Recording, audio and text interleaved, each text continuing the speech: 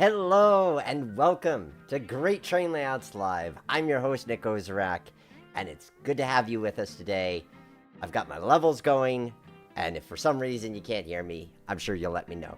But it's good to be with you tonight for a very special episode of Great Train Layouts Live, because this is not just any ordinary build. Oh no, because this isn't just a hypothetical what if. This is a layout that I'm going to be building in real life. A 7-foot by 1.5-foot shelf layout, recreating, or I should really say creating a steam terminal, because I would say recreating, but it's more like I want to put in it what I want to put in it. And I'm indecisive as usual. I'm torn between, do I want to put it in the bustling city, or do I want to put it in the spacious countryside? And what kind of spacious countryside? So, that's what we're going to be figuring out tonight, because we're going to be building both. I'm going to build one before the other. If you have your preferences to which I start with, whether I start with an urban or a city scene, be sure to put it into the comments or the live chat. I've seen some familiar faces. Hey, Matthew Harris, CSX 2057, Leg Dig, and Rye Guy. Glad that you can join us tonight. Very much looking forward having you part of this build. And before folks ask, because I've already seen the questions, we're going to play with 2816. Canadian Pacific 2816. That is a model that I've been granted early access to by its creator, Ace, and so we're going to play with that later in the show. But first we're going to get to building. So this is the room. Oh, and I should, of course, shout out tonight's sponsor, which is CMR Products, or that way on the screen. CMR Products. We're going to be looking at a couple of their products in detail a bit later in the stream, but they make tab tech technology for N-scale T-track modules, for HO baseboards, and in fact, they have created the baseboards that this layout is going to be sitting on. And I'll show you some photos of those actual baseboards a bit later in the show. So thank you to CMR Products. If you're looking for easy to create T-track modules or benchwork, click the link in the description. So what are the votes, guys? Do we want to start with the city, or do we want to start with a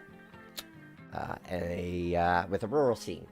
While you guys type in your final comments, basically this is a blank space. This is a blank space, baby, and I'm gonna put my name, or at least I'm gonna put a couple of different options scenically. The only fixed thing, the only non-negotiable of this whole design is the turntable. In fact, as you'll see later, the turntable pit is cut, so the turntable has to go there. That is a non-negotiable element. It is a 90-foot turntable, but Trainz's 90-foot turntables are only Armstrong style and don't have the modular component that this one does. So what I've done is I've cheated by putting a 115 that kind of droops off the side, but you kind of get the idea. Basically, we can fit some track, 1, maybe 2 lines in between the pit and the back of the baseboard.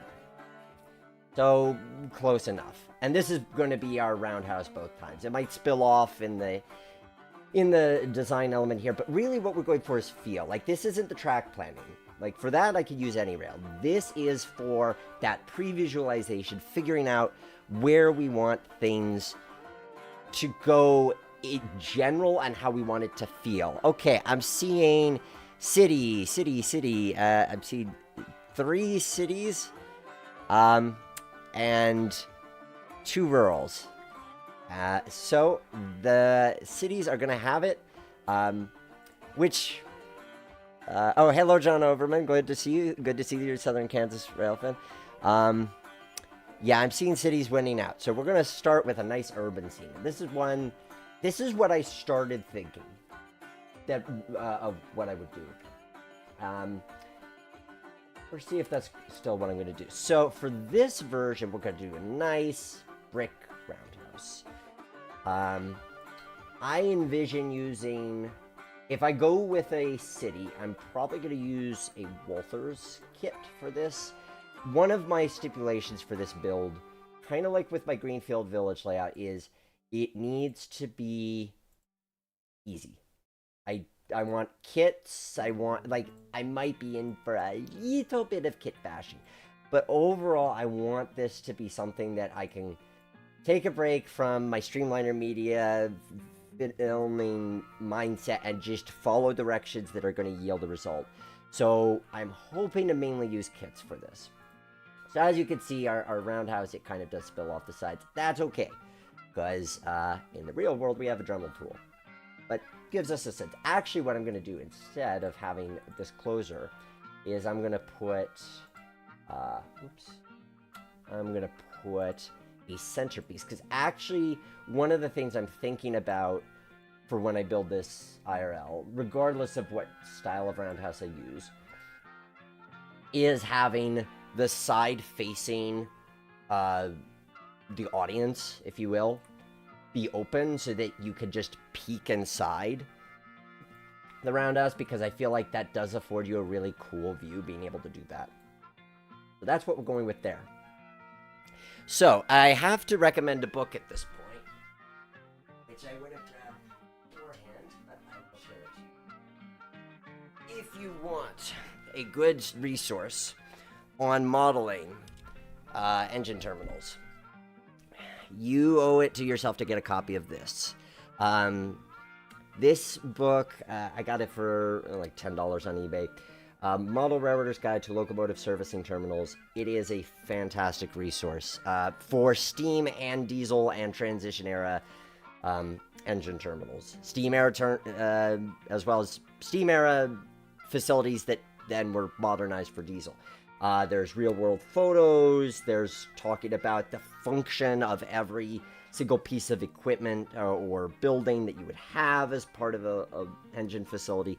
So this was something that I got my hands on, and it's a tremendously useful resource. So there's also another version of this by a different author that's also under the Model Railroader label. I haven't read that one, but it's probably good. But this one by Marty McGurk is the one that I recommend for you to check out. So let us start by figuring out buildings, because the buildings here are going to be important and they're going to kind of interface with the track. So let's start with figuring our cold tipple. This is another one I'm going to put up to vote as far as what you want to see, because none of these are exactly like what I have in mind for, well, no, we're saving that one. That one's, well, I'll put it out there just so you can have a look at it. So two different coal tipple options. Oh, I forgot to put the CNR one, but we'll put the CNR one as well.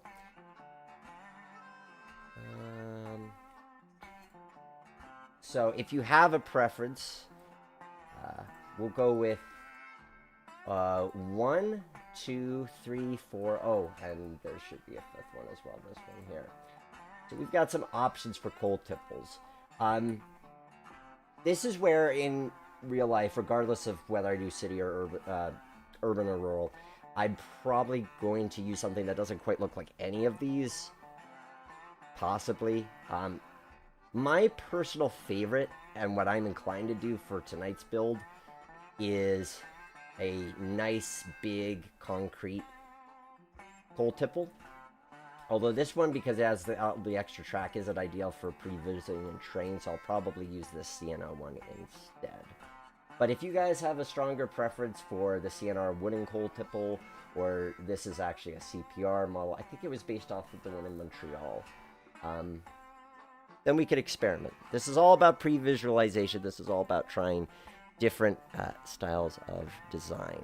So I'm just trying out my chat feature to make sure that I'm getting the latest. Okay, 1 or 2 for me. So, this one here, I think I'm probably gonna save for the rural build, just to give it's a little bit more of a visual contrast between the two for number 3. But if you really want to see number 3 in the context of this, go ahead. I need to lock that base maps layer because it's, oh, it is locked already. Okay. Concrete tipple reminds me of what the N&W used. Yeah, there's an N&W route, or an N&W scene that I've created that uses this one. It looks very much like Schaefer's Crossing. 4 looks good.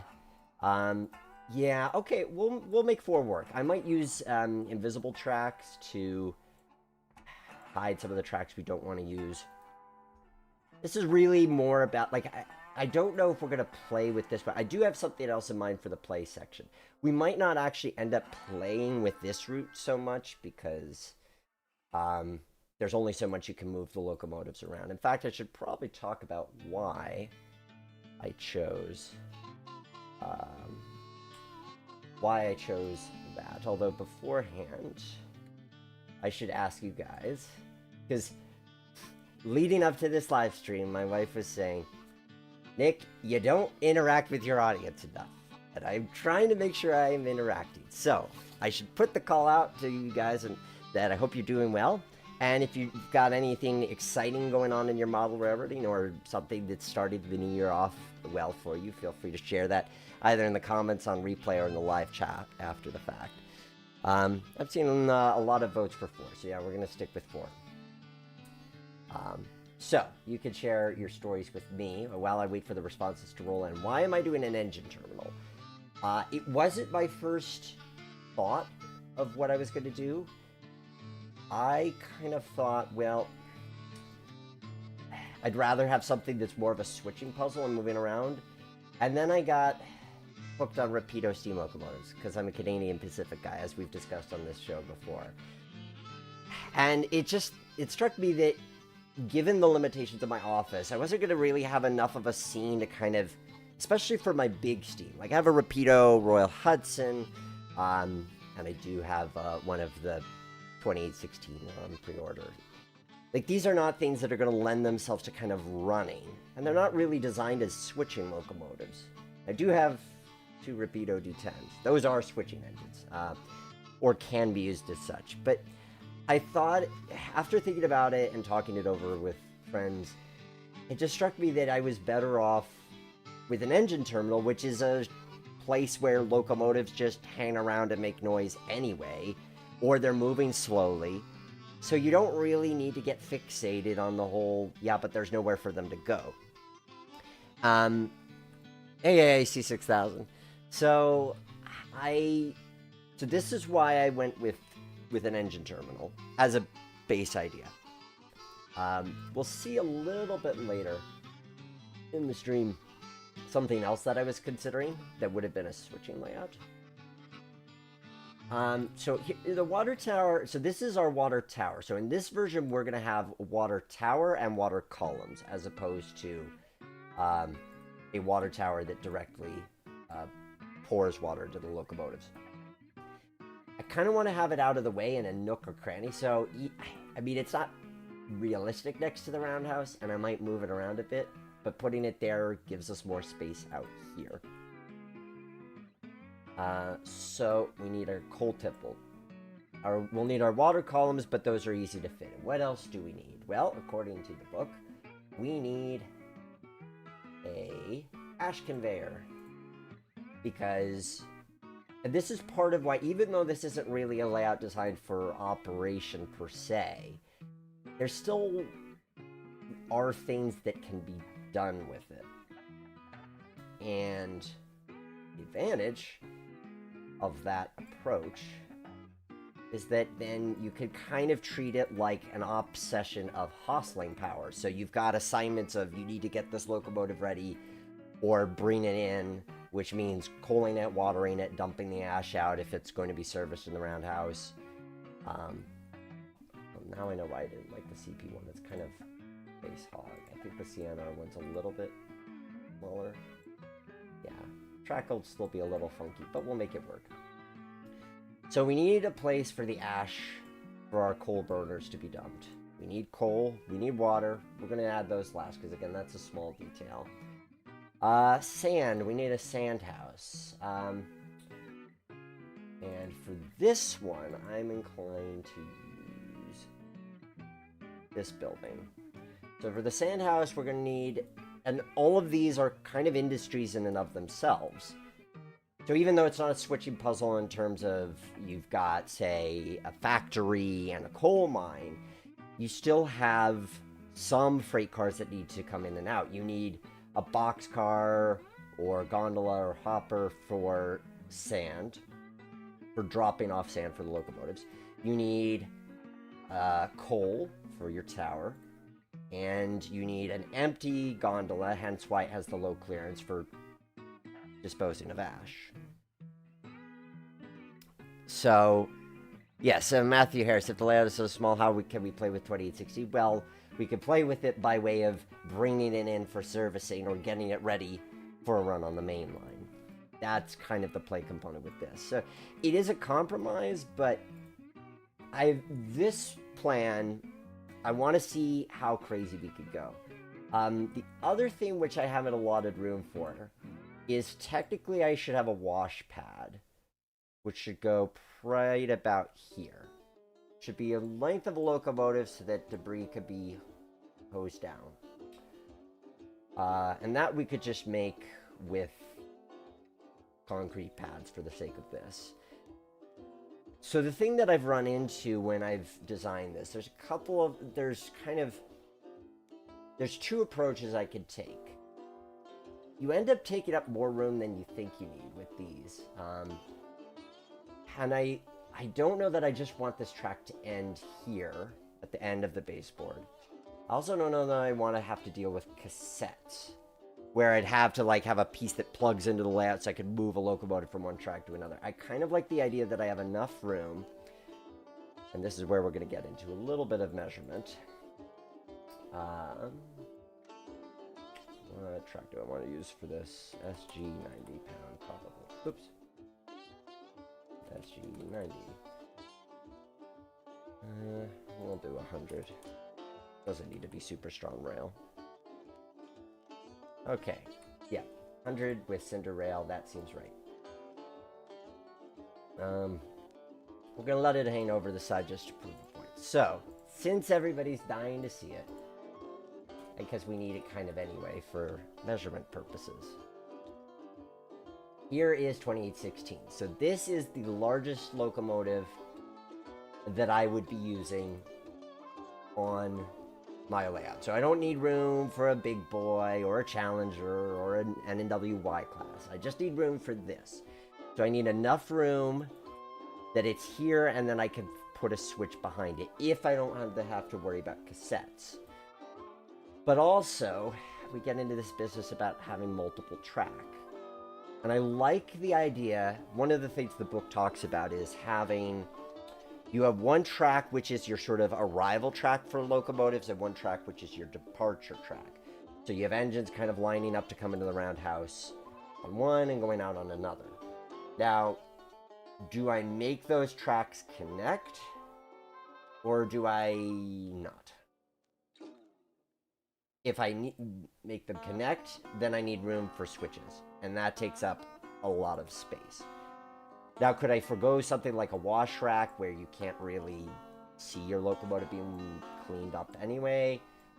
I could. It is a possibility. Oh.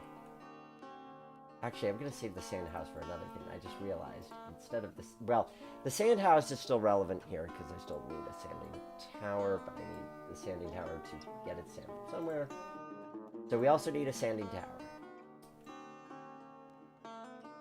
Now, sometimes your sanding towers would be part of the coal tipple.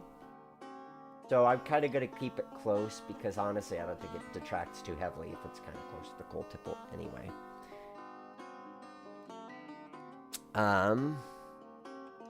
Could I run a switch crossover underneath the coaling tower? I hadn't thought about that. I'd always kind of just assumed it was straight. I could, but then the problem is that your engine's going to be, like, going through the middle of it? I don't know. I see what you're saying. Let's think about it. Okay. You can tell, I'm really brainstorming this one heavily because I actually have to build it. I mean, obviously, I can work on this more off-stream and refine it, but I do want to have something to show you guys as a proof of concept, as an idea. Okay, so if we put in a switch Yeah, probably put it a little bit further back. Obviously, once I've settled on a plan here as a visualized plan, I'm still going to need to plug this into any rail to get the track to actually work, not just in my mind, but in the physical world. So we have a switch there, and we move our coal tower here, pretending that that doesn't exist. Pretending it's more like the C&O coal tower, which just services the tracks underneath it. Also acknowledging that I do not, as of present, well, so this is 5 tracks, but we're going to pretend that the coal can be received on that 3rd track over there, just because otherwise that's going to get a little too crazy to figure out.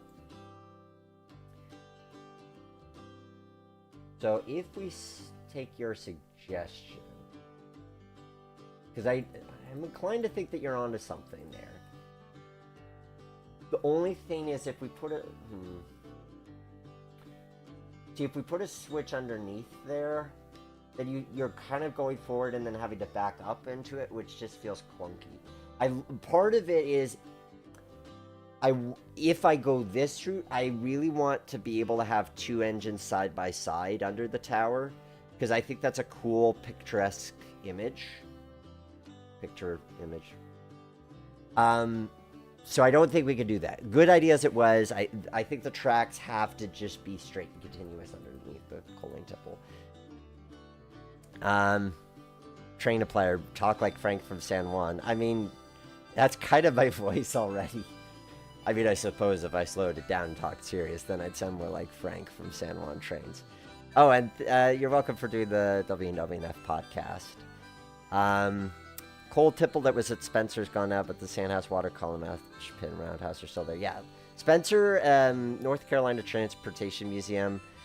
Oh, which is where you work, John. That's awesome. Yeah, that is a really amazing facility. I definitely recommend people check that out. So here's where I might... Well, okay. Couple of thoughts that I'm having as I'm looking at this for this approach. I would save myself a lot of room if this section of the layout was just a transfer table. Because what I'm fretting over is the fact that all of this is taken up by switches, and switches do hog real estate. But if I made this kind of a section plate, like a slider, so you can just slide the engine from one to another. It's still on the table, so I don't have to build a cassette or build something to add on to it. Then I can move my locomotives between tracks. Or, and you guys haven't seen this before, this is I like this thing. If you guys are familiar with British model railroading, you may have heard of a company called Pico. Well, they make track here in the US too. This is called a Pico Loco Lift. I actually 3D built this myself for another project, but it's worth talking about here. And in the context of what we're trying to figure out now, which is a way of getting around having a ton of switches that take up space. So the Loco Lift is this basket, if you will, where you lay it on top of the track. So it sits right over your tracks like so. Your locomotives can roll right onto it, and then you can pick it up, because the advantage of this, if I just accept that this is going to be all straight track, I mean, I lose the ability to, switch an engine between tracks, which is kind of satisfying, but I don't have switches taking up space, which means I could fit more along this kind of stretch here. I could keep this switch in place, so if I really wanted to have a main line or something going off to here, I could, but then once a locomotive's kind of ready, it goes onto the local lift and disappears, and then when I want to bring it back into the world, it just comes back on the local lift. So if I move, and just to illustrate what that looks like with an engine actually on it, it looks like this. So that might be the way around our switching problem for this layout. that could be the way to go for this. Because I like the idea of having this kind of impressive alley, and I don't know that I want to cut that short, unless I have to.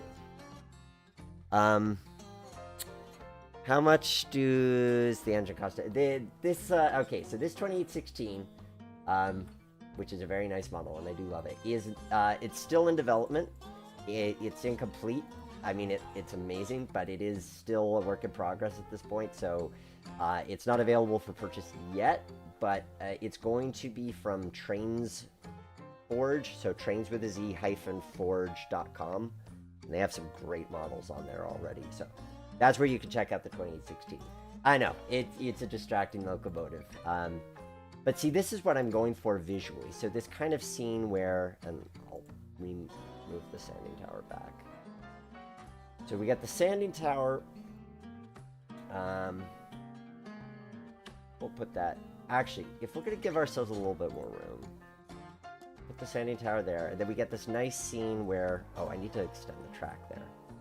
Let's put that off to the side for the moment. And then our ash...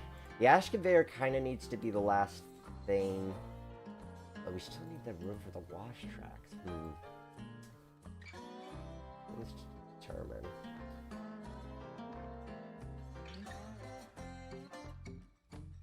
So this is where I'm more than happy to solicit input from you guys. So part of what I'm trying to what I've been wrapping my brain around with the urban one, I want it to feel busy. I want there to be no blank space on this. I want it to feel like there's a lot going on with it visually. Our servicing row is going to be front and center in this sort of star. But the question in my mind has always been, what do we do with this space over here? This corner here. Now, one of the ideas I had, which I'll visualize just for the sake of illustrating what it could look like, is a car shop. Because I like the idea that there could be a little bit of switching. So I don't know if it's a full 3-track car shop like that. So this is patterned after the Walthers model, which is very convenient. So it could just be a matter of, hey, let's have a 3-track car shop here. And there could be a little bit of switching to be done of moving cars around in between the tracks. So maybe, you know, one stall is your paint stall, one's for wheels, one's for, like, sides. Something along those lines. So that's one thought that I've had of what to do with this space. And then it could kind of be like a hidden angle nook. So an angle nook is basically a 3-pronged fork that's a switching puzzle. And so this would essentially be that, where you could kind of have... You could have it be a car shop, or maybe it's a yard. But it's true that we have enough lead room here that we could do something with that. Mikey, there's idea for a model railroad that is time saver layout in the Sacramento Northern's 40th and Shafter Yard and is a hoot to switching locomotives. If you could share a link to that, Mikey, if you've got a way of sharing a link to that, or shoot me an email, my email's at greattrainlayouts.com. Then I'd love to see what that looks like, just because I love looking at track plans in general. So maybe I need to stop thinking of this as one continuous track and instead think of it as 2 separate things. So if we pretended this was a yard, maybe this isn't a car shop, although I like this car shop building, so we're going to use it as a backdrop, because I think that'll still give a nice effect. if that's our backdrop. Like, that looks busy. That looks active. So if we said this was just a regular yard, but then there's actual switching to be done.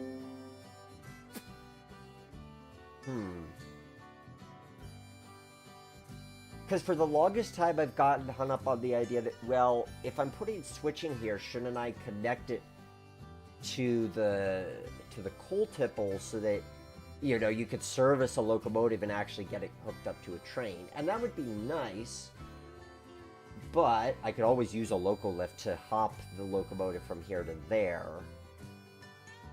And then you can kind of have two things going on at once. So instead of trying, there just is the room for switching puzzle and an engine shed. Am I making sense? I'm really kind of deep into my own thought on this, so hopefully I'm making sense. What I'm getting at is that I don't necessarily have to connect the front half and the back half of the layout. They could kind of do their own things separately, like this, to just make them two completely separate entities. So you have switching here that takes place in the backdrop, so you can switch cars like it was a yard. And you've actually got a good amount of room to switch cars. I mean, is it a realistic yard where you could have trains come in and out? No. It's basically a glorified switching puzzle. But it adds play value. Like the idea that I could just set a bunch of cars on these tracks and sort of randomize. And I don't even need like fancy car cards. It could just be a matter of taking my fancy dice here and just rolling and figuring out where I need cars to be moved and then just switching them to those locations. With the limitation being how much room I have on this head end. Because you have to have room for your locomotive plus however many cars you're going to switch. I like that. I like that more than the car shop idea. I mean, I could do it with the car shop. I like having the car shop where you could have the cars, you know, visible inside the building. But I guess that's kind of moot, whether or not the car shop is part of the scene or not. Let's just finish this off scenically so we can kind of decide what we think of it when it's all said and done, and give it some ground textures and that kind of stuff. Because I do, even though I'm really liking this, I still want to try the... I still want to dedicate time to doing the rural build to kind of show a different take that one could do on the engine terminal.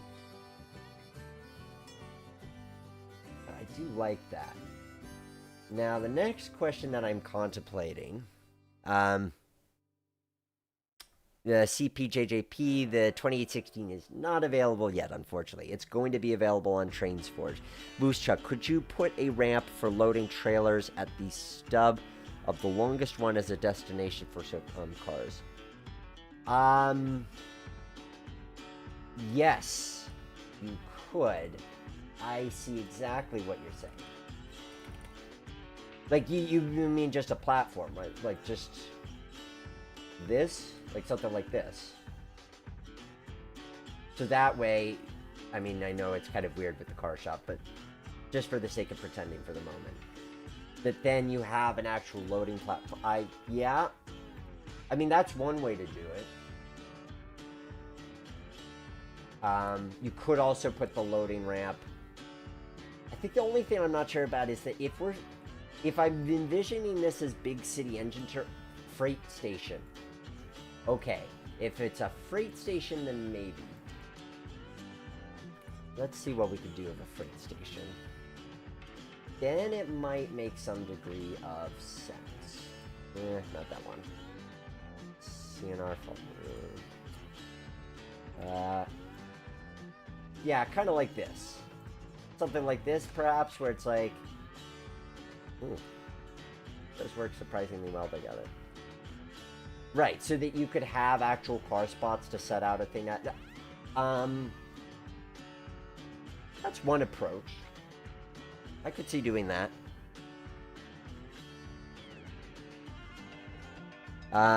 Team tracks usually had some semblance of a ramp. So yeah, we could... It's basically, do I put set industries in there that are flexible like a team track? Or do I put some kind of building like a freight shed? I think what I like about a freight shed is that it feels more like the kind of thing that would be in a big city terminal or near these facilities. Whereas if it's a team track, it's kind of open, and I don't know... And it's going to be right next to the backdrop too, so there's not a lot of room to kind of have that space or to allude to that space for trucks or whatnot.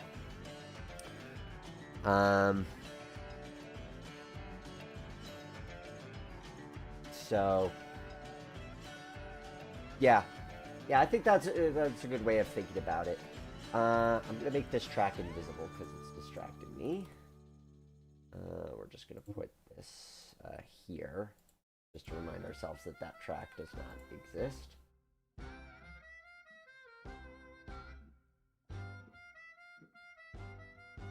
But I do like that, and I like that it gives us room for a wash pad as well, because oh, I need to put the turntable stubbies. That's the technical name for them. Oh, and then we can move the water tower. I don't know if this makes it better or not. But we don't have to have the water tower kind of hidden behind the roundhouse then. It can sort of... I mean, it does block our switch, which is maybe not great for switching. That might be a little bit of a pain to navigate around. Maybe we'll leave it where it is for the time being. Although, even there, you could argue, well, isn't it? But it isn't really blocking, because if you're going to uncouple cars, you're going to uncouple them there anyway. At least I think.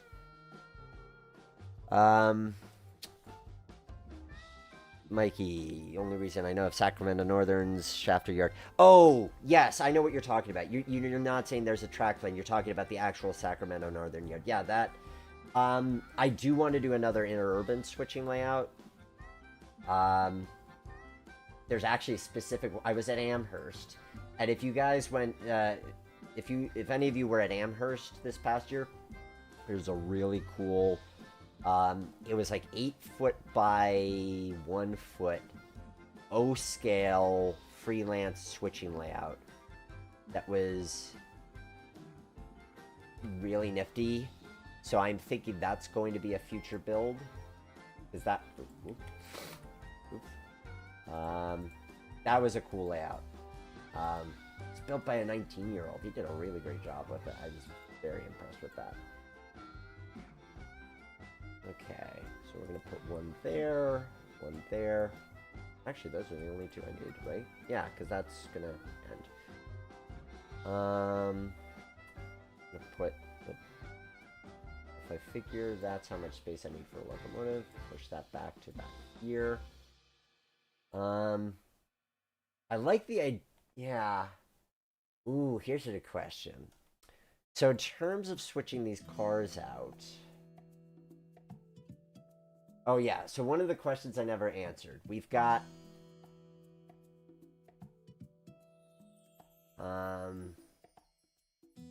we need to deliver sand somehow. Maybe we do... Or maybe we put... Ah, okay.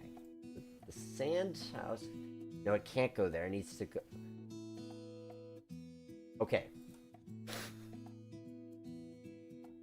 We move the coal tipple to the very edge. So our two tracks that the steam locomotive facility serves.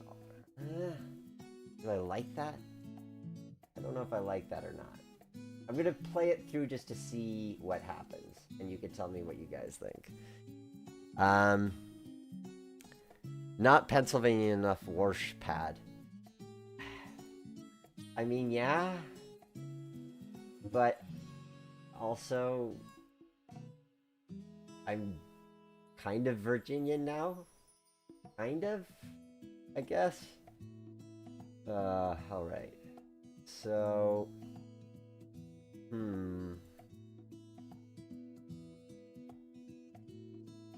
So one of the things I'm trying to think about here is if I want to simulate actually being able to bring in a hopper and a gondola and so forth. So if we're dropping off coal here, we're dropping off sand here, and picking up ash from here, how do I actually have enough room for a track that can do that? I mean, I have the room for the track. I even have room for the sand house, which is impressive. But how do I get cars to and from there? Like, yes, I can use the cassette. I could use the local lift. Kind of also shortchange myself on that. You see what I'm getting at, right, guys? So the problem is I want to have... I like the idea that I could somehow bring in and out these supporting freight cars. But the problem is we're going... Well... So, if I'm bringing at one freight car at a time... This is going to be... 18. So even though I am a CP guy, and I am most assuredly a CP guy, I have a soft spot in my heart for these 018 switchers. Such a soft spot, in fact, that...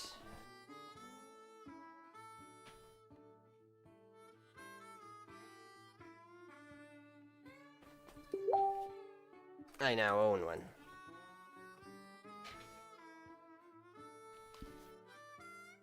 Oh, hey Jimmy, glad you could join us. Let me hold it, quote-unquote, properly, as the tender comes off, because I had to mess around with it. Here we go. So, I now have one of these. My first brass steam locomotive. Yay brass.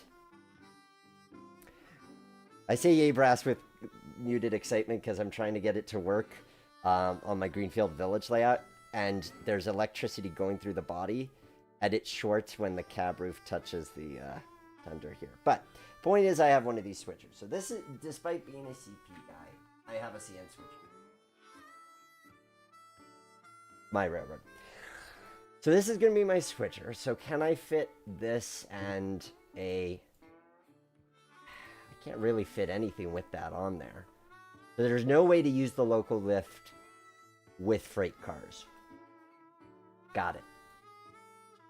And moving one car at a time, plus the engine, just feels very repetitive. Now, I could use it for, hey, this engine's coming out of the roundhouse, and then I move it over here for switching. I do like that. I mean, actually, I really like that. Like, that looks cool to me. I don't know why I left that boiler house there. I'll get rid of that. So, am I seeing something, or am I missing something with regards to how to be able to get this track to actually have function without having to build a cassette where you're moving the whole train onto the scene? And maybe there isn't a way to do that, and maybe I can just accept that that is what it is. But I can also try to move these buildings down a little bit and see what that affords me of space. So, although it's interesting because I'm realizing if I put my track here, I'm going to have this curve into it. But that's not a big deal. I don't mind that. In fact, that might actually look cool having the wash rack be on a curve as opposed to straight. Might give it kind of a dramatic angle. That could be cool. So,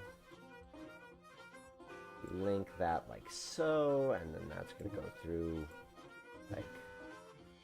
Oh, I've got the engine on the turntable, that's why I don't want to connect. So, something like...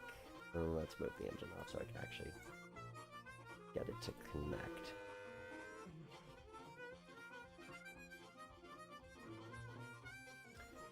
This could be interesting to figure out in terms of the actual track plan. But again, We're just here to figure out visually what I'm going for. Because I can spend plenty of time in any rail off stream kind of hashing out how I'm actually going to lay the track. This is just to get the look of it, that I'm happy. So, if I move the ash conveyor here, like so.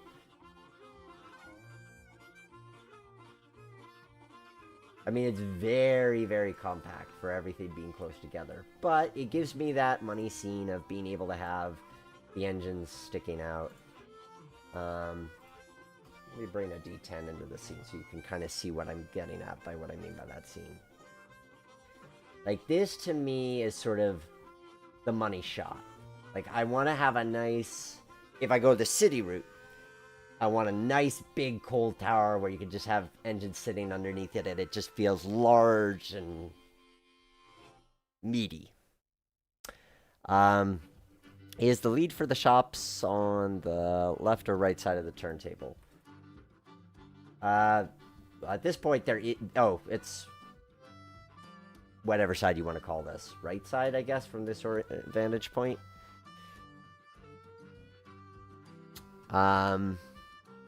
Woodman Gaming, am I going to make it out to see 2816? I hope. I'm going to try to be able to see it at some point on its cross-country trip.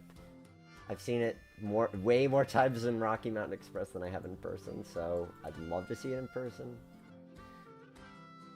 But yes, I like that. I do. So if our wash rack is here, and then the ash track is here. I mean, this does not really afford me much room in terms of my sand house. My sand house is kind of maybe not happening in this version. But it's also true. It's like, if I can't really find a way to get this track connected to anything where you could switch cars out, does it really matter? The only way... Nah, that doesn't really make sense. The only way, and it's a really weird way of switching cars, is if the cars came in on this track here, you switch them onto the turntable, and then the turntable aligned them, but then you also have this ash conveyor, which doesn't allow cars underneath it. Unless you put the ash conveyor at the other end, but then the steam locomotive's on the wrong end. I don't know. That's something I'm going to have to play around with, because... yeah.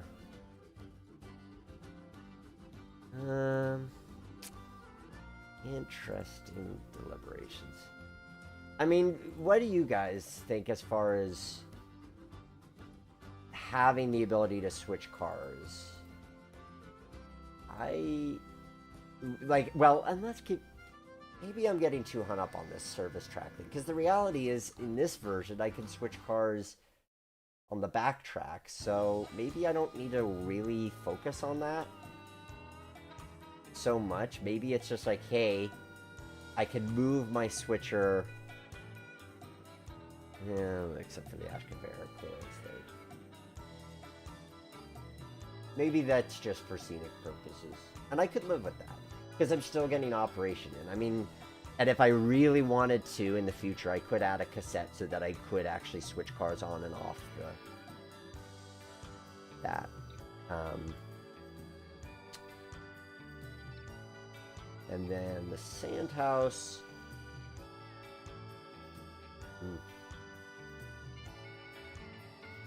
Well, I don't have a great solution for the sand house. Maybe the sand house is simulated. Because if we're not really working the cars, does the sand house matter? Probably not.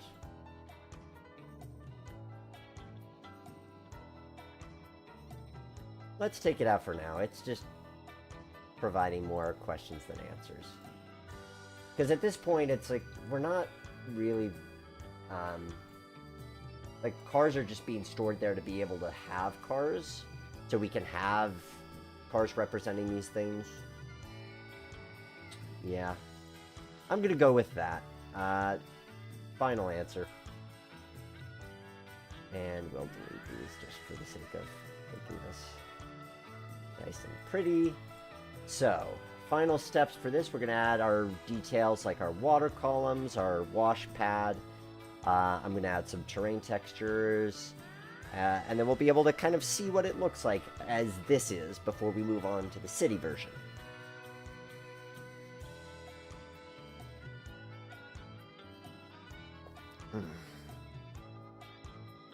I see a lot of you are planning on trying to play with the or trying to see the 2816.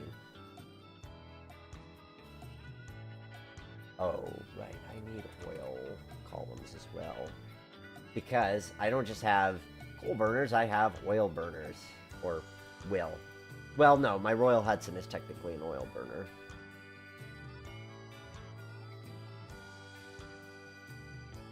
Oh, I wonder if I could fit that building. I kind of want to add a little bit of EBT. But that's a wood building. I'll save that for the next part. So I need some. Do I need this? No, I don't need this overlay anymore. Yeah. So, with that said and done,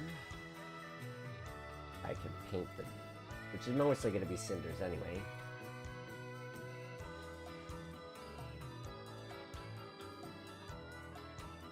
One of the simplicities of this layout design, no hills. Or almost done. There, I might do a hill for the coal tipple track. Nah, who am I kidding? That's also going to make it more complicated. And then we're going to create a wash pad. I'm going to move this here. Add a little bit more. Oh, got it. I'm going to add a little bit more space here, and then we'll add some bumpers. I should probably put haze bumpers on the other ends of the sidings too.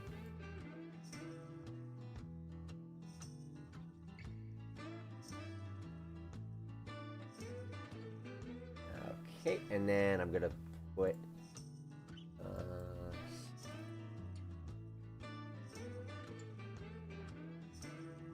I know the safety line will make it a little bit too modern, but it also gives it a little bit of extra polish that I like. We'll add these and then we'll sink them into the track. Like so. And then we'll apply the height to all of them.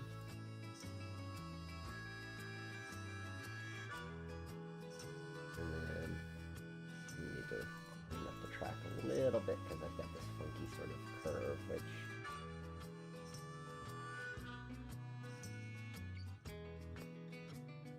yeah, that is root layer. How come I'm not able to move my... Oh, because I'm not clicking on the right things. Got it. It doesn't have a spline point. Now it does. Like so. Okay, now that looks a little bit more reasonable. Is my track kind of crooked and janky? Yes. But does it matter for the sake of pre-visiting this? No. And I can straighten this probably a little bit more. And there we go. Yep. And then I can straighten those tracks back up like so.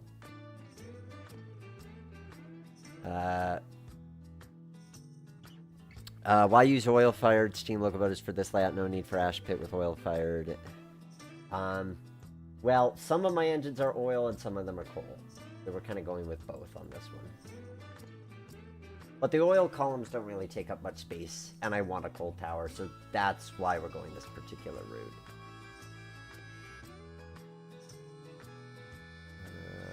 So, let's switch to that. And then I'm going to put it like so. And apply height like that. And move it in a little bit more like so. So this is our Oh, our wash track. Ash conveyor. Yeah, we're gonna make that track invisible. There we are. Okay.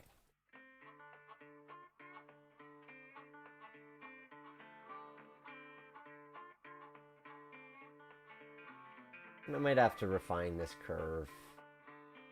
But it's also coming in straight, so I could change how I do this when I build it with actual materials.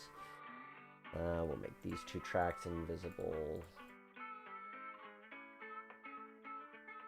And we'll put some cars to simulate. Hopper. I think I can get a... We'll make it a Virginian because I'm in Virginia now. We've got a Virginian hopper that drops off coal on this track. And let's put in a... Yes, two-bay hopper. Oh, I know what I want to have. There we go. And a Pennsylvanian covered hopper to simulate the sand that this is receiving.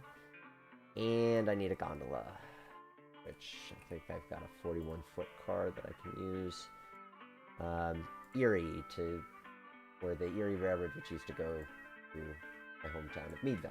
There we go. Okay, so we've got our supply cars just to fill up that track and look like they're doing something, which they kind of are.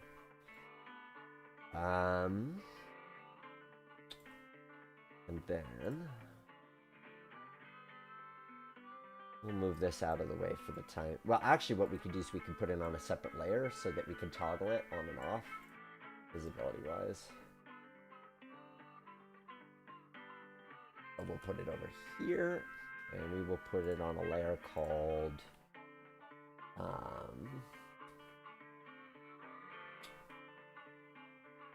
Loco Lift. There we go. So then we will set... One of the things that I love, especially if you're working with a specific scene, and you don't want to build the whole layout twice, which is what we're about to do here, is the ability to set objects to layers so you can toggle those layers on and off and try different things out without having to replace all of the items. In this case, it'll just simulate the fact that we can place the local lift on and off the layout.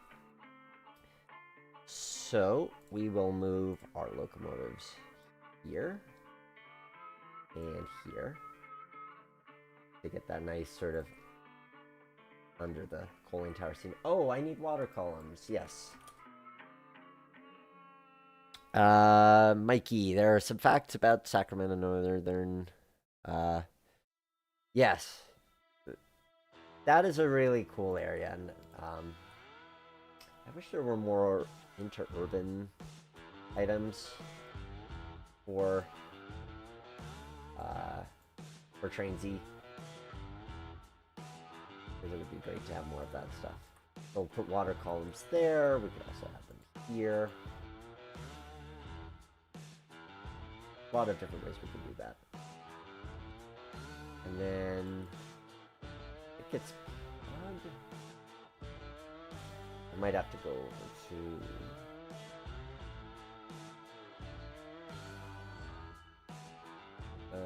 oil column.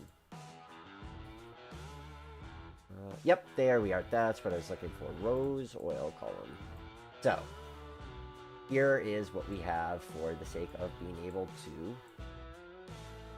That's what I'm looking for. For being able to fill up our oil burners, like 2016, which we have here. Which, there's more I could do on that particular front, but you get the point. So we've got everything kind of crammed in here, but it does fit. We've got our wash pad, which can fit a full steam locomotive. Our ash track, placed it onto the ash for our coal burners, coal tipple, sanding tower, oil columns, and water columns. Let's fill up that yard with some cars to just get the general effect. Put a nice mixture of 40-foot box cars. including some express boxcars, which may or may not be the cars that are going to come with 2816, but hint they are. And let's take a look at this.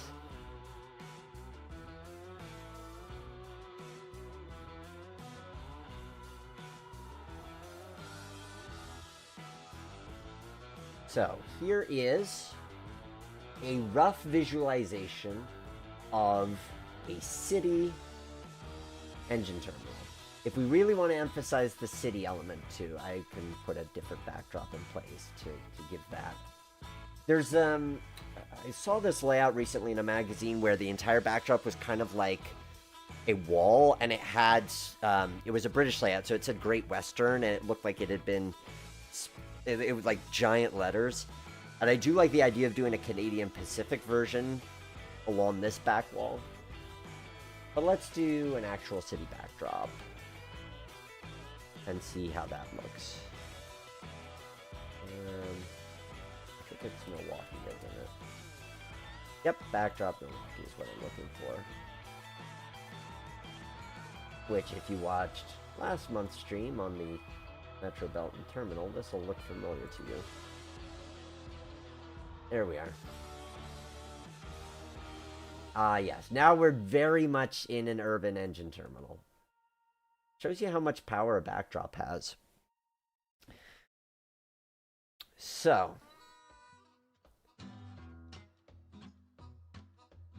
I can't quite focus on it with the way it is. I'm going to add the dig holes. We're doing all right on time, and I think this is the more brain-intensive one, so I can afford to cut the next one short a bit. So I'm going to add some dig holes. We're going to do the fascia to really get the full visualized effect, because it's kind of too distracted to see all this blank space baby out here. So we're going to add fascia first. I like marking my walls off. And we'll do the 10-meter variant. And we're gonna make it like so. Acknowledging it's going to be a little weird having the buildings hanging off, but I can always adjust that later if I really want to. But just for the sake of getting the rough approximation in place. And we'll make it over here. Because I do think it makes a difference when you actually add the walls and stuff. Now's a good time to mention, while I'm getting this in place, that if you, yeah, we'll just move it over one more time. If you would like to see your layout come to life in Trainz so that you can kind of pre-visualize what you want to do, I do take commissions. You go to greattrainlayouts.com and you can see some of my work over there. You can download some of the routes that we've built on the live stream here. But you could also reach out to me, and I'd be happy to help you bring your layout to life so that you can kind of, just like I'm doing with my own layout tonight, decide if this is what you really want, if it's going to satisfy you visually, operationally, all that good stuff. So now the dig holes, which I'm going to switch to a different layer for that. And that's going to be, we'll do the 4x8s because they're nice and big and they go pretty quickly.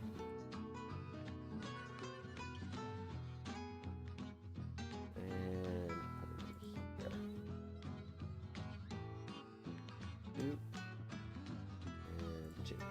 So usually I don't get to show you this part of the build because we're rushing to get the rest of it done, but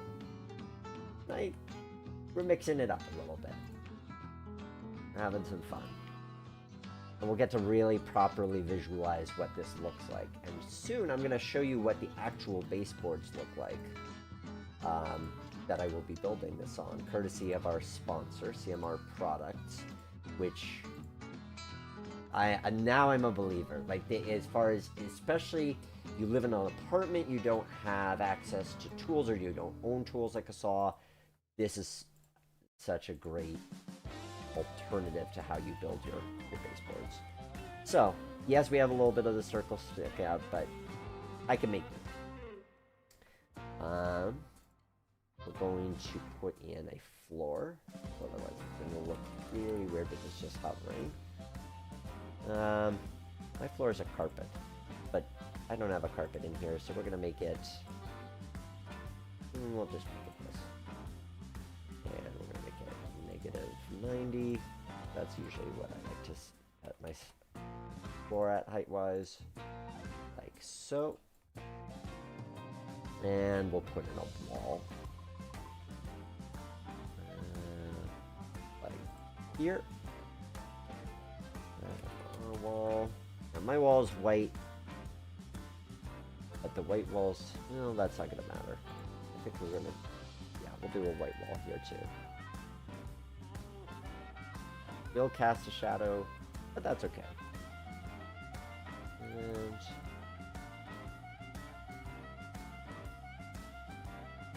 yep, that'll work. And then we'll... Oh, I'm gonna need to lock that layer. That is a finicky layer, making my actual work a little bit more complicated. I'm gonna put that into the supports layer. And the supports layer is locked, so now we can move the wall properly. I do like the layer system in Trainz, and it gives a lot more flexibility with what one does. Okay, so now we get an actual sense of what this is going to look like. I mean, mine's going to be sitting on shelves, which you'll see in a moment, but not hard to believe that it could be supported by the wall. It's only 18 inches deep, and not that heavy. Can I bump out the fascia around the turntable? Yeah, I guess I could. Just to give it a little bit more visual polish. So to do that, I'm going to need to relock this, unlock the fascia layer, and let's see. We'll go about there. I'm going to have to delete the dig holes to get it exactly right. But I think if we do, yep, that'll work. And then I go to the dig holes layer, and I just need to delete the dig holes that I created here, which means having to find the little itty bitty dots. But if I hide the, I can't hide the floor layer. Then, there we are. Yep, and then just delete this. Oh, I see the shadows there, faster. That's perfect. There we go. And I get to delete one that's about here. And one more that's about here. There we are. Okay, that'll make it look a little bit more presentable. So we're taking up more space, but again, recognizing that this is just about kind of visualizing how this fits in. I can also blend in that a little bit more so that it doesn't stick out so much, the different terrain that the turntable is using. And then scatter some ballast elsewhere so it doesn't look like it's just that one area. That'll work. Now we'll reapply the dig holes, which will be on this layer.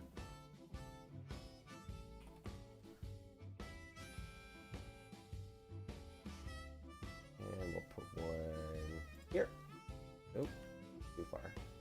Here. And here. And here. And here. There we go.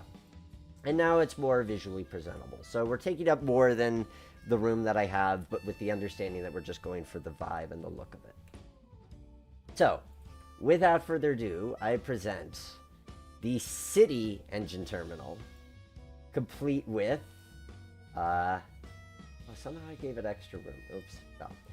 Complete with the Inglenook Yard, so we can actually switch cars out, which I like a lot.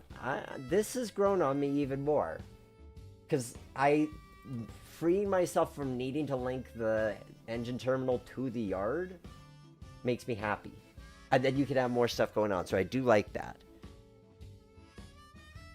Oh, having the curve stick out from the flat. Yeah, I get what you're saying. But, oh yeah, we could do that. I think I can do that. Let's see if I can undo all that. Yep. And then bring these in. You're right, because it'll work that way. I know exactly what you're saying. And then we'll add a couple of extra spline points here. So we're going to put them like so. And we're going to put an extra spline point here.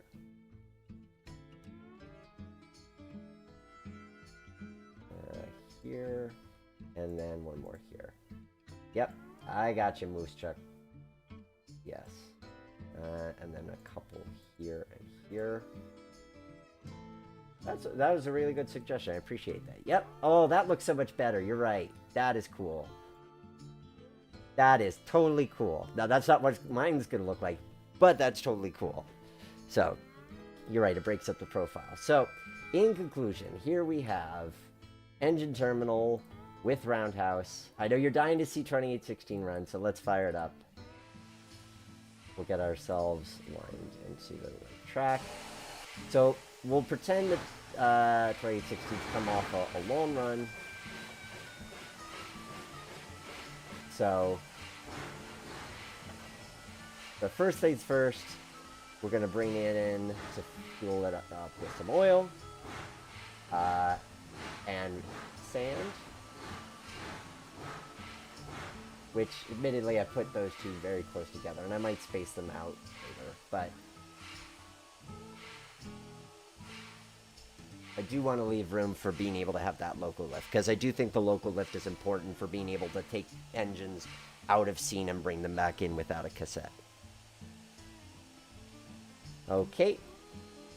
Oiled up, then we can grab some water. And let's get a ground view of that.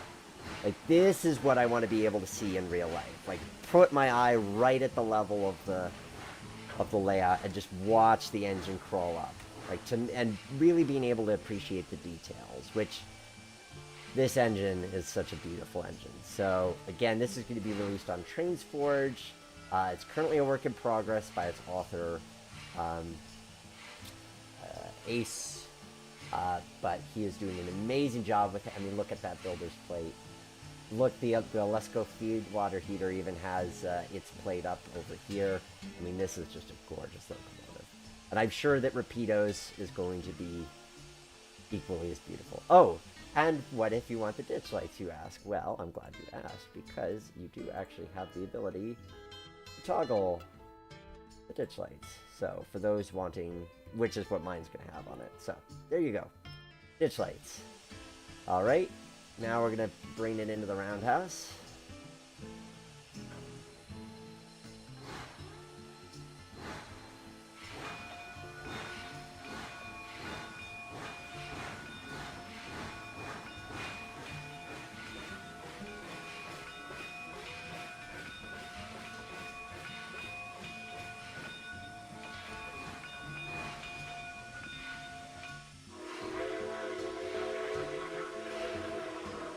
Beautiful locomotive. Can you feel the detail? Yes. Yes, you can feel the detail, even if it is just pixels. We'll go ahead and get it lined up for the closest track so we can appreciate it going inside the roundhouse.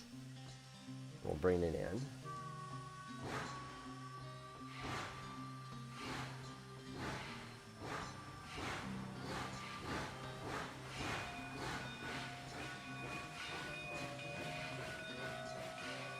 Coming in a bit hot there.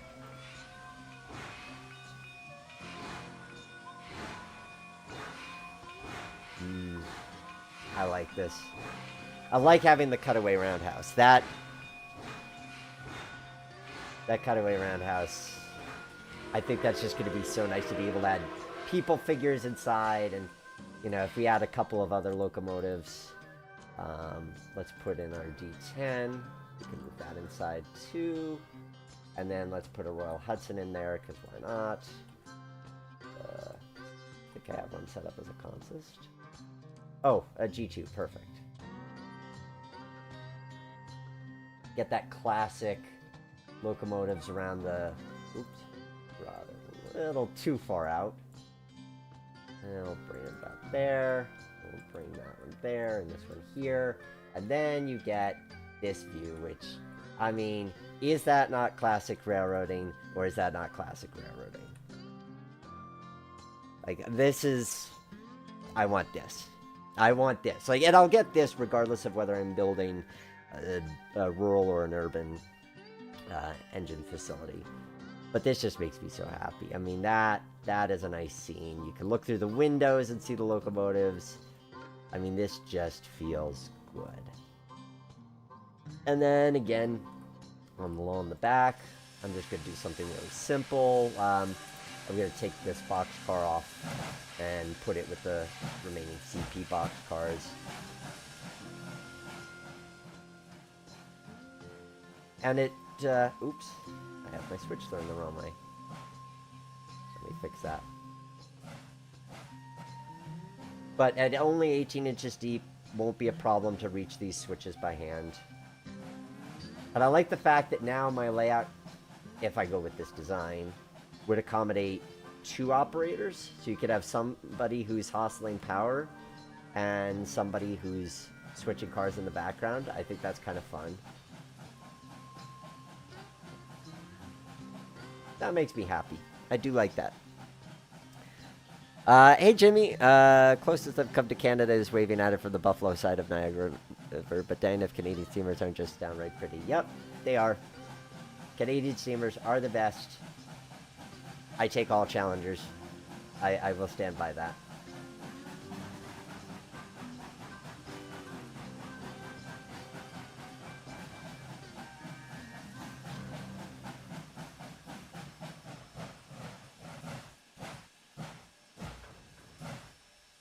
But yeah, I'm really happy that we have that element here.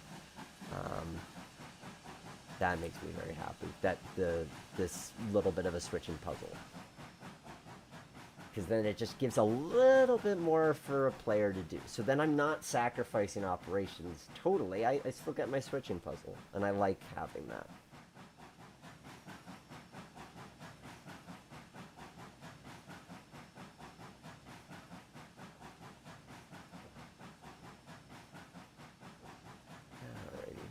Clear the switch here, and then we'll get it backed on with the rest of those CP cars.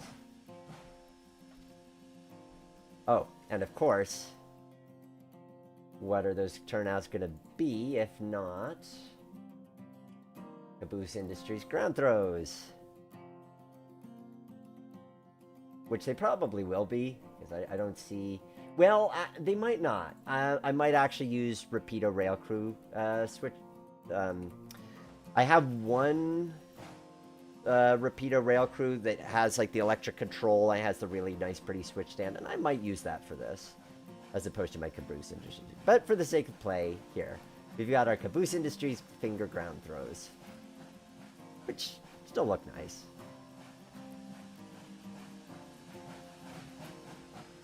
Man, I almost wish the layout had this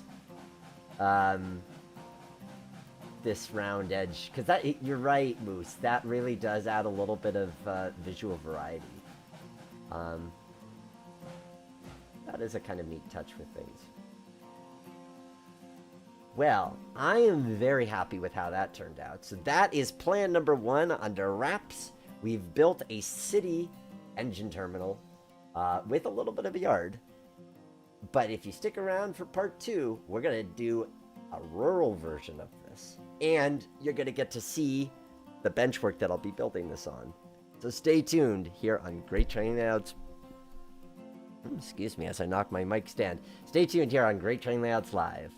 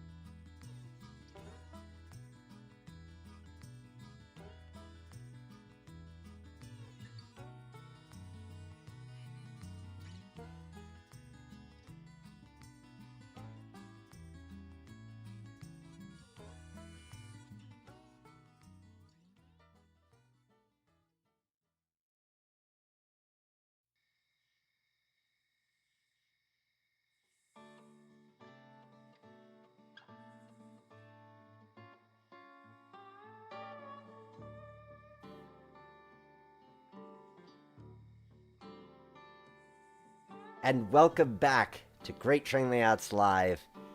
And here I have something special to show you courtesy of today's sponsor, CMR Products, LLC. These are the actual baseboards that I will be building my engine terminal on, courtesy of CMR. So this was something that when I saw their website, they recently announced that they were relaunching their Tab Tech line of products, which allows you to construct everything from T-Track modules to your own custom benchwork. I said, this looks fascinating and I want to try it out. So I reached out to them and they worked with me to provide me with these two baseboards that you see here.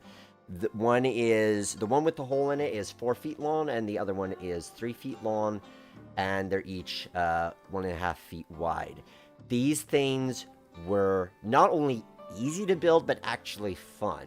So I do have a saw in storage somewhere, but I live in an apartment, so the idea of having to get my saw out from storage and get just the right amount of wood, because I don't have a garage to put wood into, extra wood, that just does not seem like fun.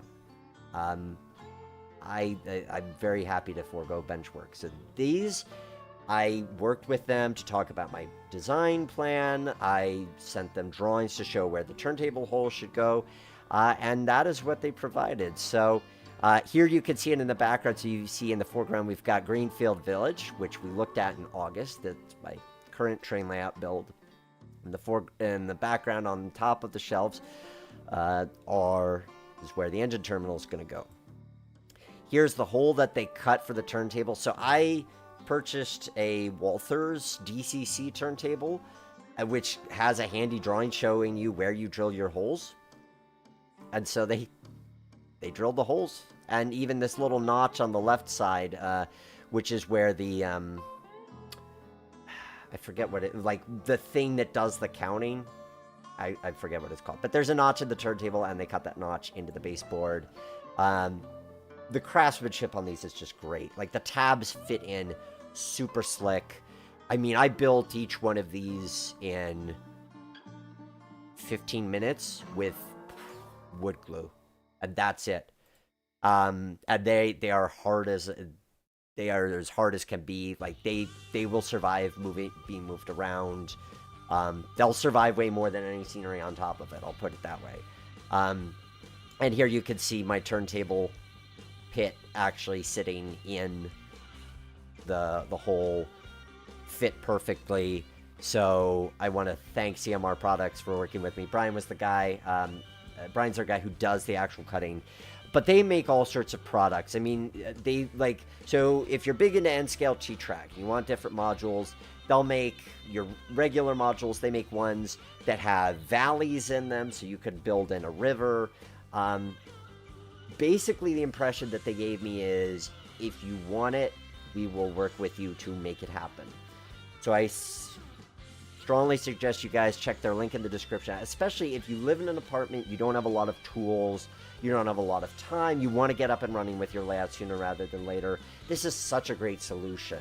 I mean, you could have a baseboard, like a 1x4 micro layout, or even a 1x8 with just getting 2 of the 1x4s super quickly, super affordable, and just set on some shelves and you're good to go. It doesn't have to be complicated. The sooner that you're getting up to the part of the show where you're building scenery, that's the fun part, at least for me. So CMR Products, big thank you for sponsoring today's episode. And again, encourage you to check them out, because this was a cinch, and these things are strong. They're built to last. So whether you're into T-Track modeling or having easy to go, and the T-Track modules have little feet on the bottom. They also have tabs so you can connect them with other modules. There's a lot of cool features with it. So thank you to CMR Products. Now back to the show. So we've built our city. Now we're going to build our country scene. So to do that, I'm just going to take this base map, and I'm going to move it over. Or did I unlock it? I did not. So now I'm going to move it over And I should mention as well, Jimmy says, I do like CMR's decals. Just did up an HO scale GP9 for a local shirt line that turned out pretty nice. Yeah, CMR, they do decals. They have some 3D printed bodies, so they are not just their tab tech technology with the ability to do these train layouts. It's just one of the things they offer, but it was the thing that caught my attention. So, oops, I need to lock that into place. So our base map is locked. And then I have to go back to the root layer. And this time we're going to build something in the country. So we're still going to use the 1 foot, well, actually, no. We're not going to use this turntable. I have a different one in mind for this. We are going to use this turntable and roundhouse. Well, are we? I mean, I want to. Turntable's a little too big. And the roundhouse is a bit too far away. But we're going to pretend... I mean, it doesn't matter because we're just kind of writing off that corner anyway. But I want a different style of roundhouse. And there actually is a kit version of this roundhouse, which we'll take a look. We'll look at the building I've selected in a moment. We'll go to about there. And we can see that this is our roundhouse. This is actually the Ketty roundhouse from the Western Pacific, their Feather River route. That ran through the mountains. I did an At the Rail Yard review of it for Microsoft Trainz Simulator way back in the day. Going for something a little bit different, scenically with this. You know, it's a wood roundhouse as opposed to brick. Just going for a different vibe and a different look with this one. Looks like we need to lay some track. This time I'm going to do something different. I'm going to do gray ballast, gray dirty ballast, as opposed to the cinders. Not gray dirty rusty, just gray dirty. And we'll get these connected like this. Oh, that's why. Yeah, I don't know why I didn't put the... But there we are. Like so. And get those like that. That. And like that. And the remainder we will connect some invisible track to them so they will disappear.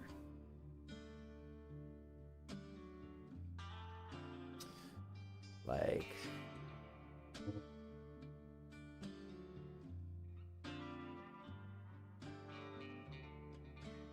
There we are. Okay, so now we've got our different vibe of a roundhouse. And now we're going to go a different route with the coaling tower and the water tower and so forth. So let us have a look at some coaling tower options. Tower.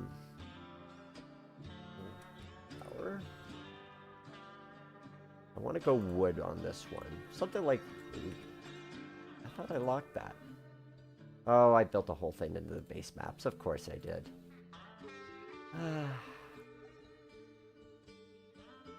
Well, we'll worry about that later. For now, no, I need to delete that and then move it onto the other layer. Oop. There we go. Lock the base maps layer. So, something a bit smaller, a little bit simpler. So, why would I consider doing a country layout? Well, because I have a bunch of kits from a company called Canna Model, which is no longer business. They made wood, basswood kits, and it would be kind of nice to use them since I've gone to the trouble of collecting them. And so the wood tower doesn't look exactly like this, but there isn't really one that looks quite like it. It looks more like this, but on this model we have this kind of distracting cold dock, so we're just going to stick with that because it will do the trick in this case. That's an interesting prototype, but not quite what we're going for. I like this. This is my... If I had a choice of a kit for this, I'd go for it. But the only versions of this type of coaling tower I've seen are brass. Needless to say, I think I could save my money, considerable money, if I don't get a brass coaling tower. And I don't need a brass coaling tower. So, that'll be our coaling tower. We're going to, now this one we're going to use an actual water tower. And the advantage, well, I should say advantage, but the difference on this one is I don't feel the need to stack everything so densely. I'm not sure what I'm going to do with the kind of off space, but I feel like this needs to have room to breathe, where the other one was really about tight and everything's busy and packed. This, I want it to feel a bit more easygoing. So. No, that's what I wanted. Not the water tower I wanted. So, what water tower? Oh, that, yes. Back. Or QCR water. That's what I was going for. So I have one of my kits is for an enclosed water tower. Mine is an octagon as opposed to a square, but this will give kind of an idea of what it's looked like. It's an enclosed water tower is all you need to know. So we've got one of those. In terms of an ash dump, we'll probably go with the same one with an ash conveyor, although sometimes it would just be a hole in the ground, but I'm trying to avoid having to cut holes into that, so we'll go with something like this. But maybe we will just do a hole in the ground where you'd have, so the book talks about how you'd have coaling. Sometimes your ash dump was basically just a hole in the ground, and some poor guy had to scoop ash into a gondola. We will save him in this case with another conveyor, because I think we could still get away with that and have a nice rural vibe to it. What else do we need? We'll need the oil stands in the water. Well, we won't need water columns because we have a water tower. But here I want an actual sanding house. We didn't get to do the sanding house last time. So this time we should do an actual honest-to-goodness sanding house. I also like the idea, just to provide myself with some options, that on this one, there should be a way to go through these and switch onto another track, as opposed to using the local lift. I also like the idea of having a station in the background on this one.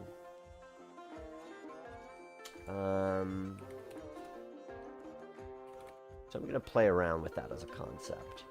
Something akin to this. I mean, I might be foregoing the ability to switch cars, but I like the idea that you could have like a train come off the branch line.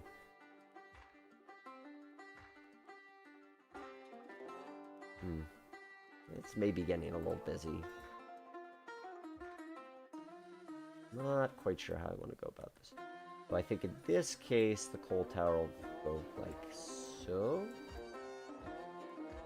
Which we could afford to do, because you see where the turntable's actually going to go, and we have plenty of room for a coal tower. So we're going to line it up here with the knowledge that it will work in real life.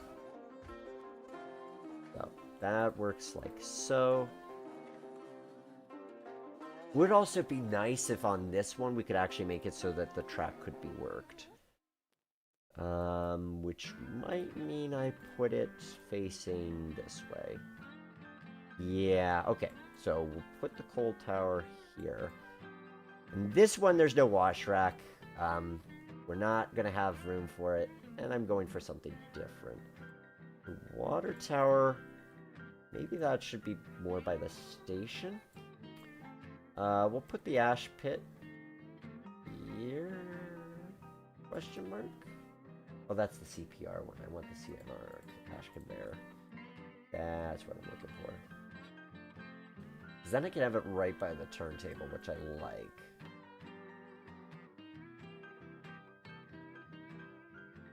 So and those tracks also align pretty well, which is kind of cool. Do that like so. Ish, maybe a little bit further out from there. Local lift is in the O5. Oh, you didn't get to see it, so that was from earlier, Jimmy. I'll briefly show it to you. There's a device called a Pico Loco lift. So Pico, the company that makes track, also makes this carriage thing where you set it on top of your track, you drive a locomotive onto it, you pick it up, rather than having to pick up locomotives with your hands.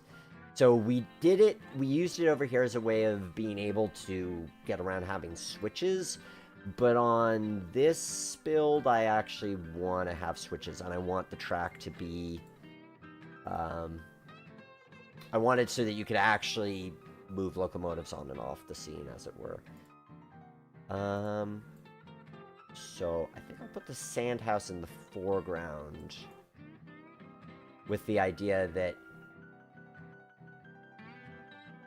the hoppers are dropped off here and then the sand is just collected over there. Something like that. I like using the power of my imagination. Which is a good skill to have. We'll use the local lift as a kind of size guide for how much room we'll need for locomotives to be able to, for where our switch needs to go. That actually fits pretty well. Interesting. Problem with having a station there, though. I like the idea of having a station. Oh, what if we built it at an angle? This could be interesting. This could also look ugly, but experimentation is the name of the game. So, and this, oh wait, I can't grab it, because, no, I can grab it, we're good. Got our track in the background here, so this will be our main line, which then, and then have some kind of curve here.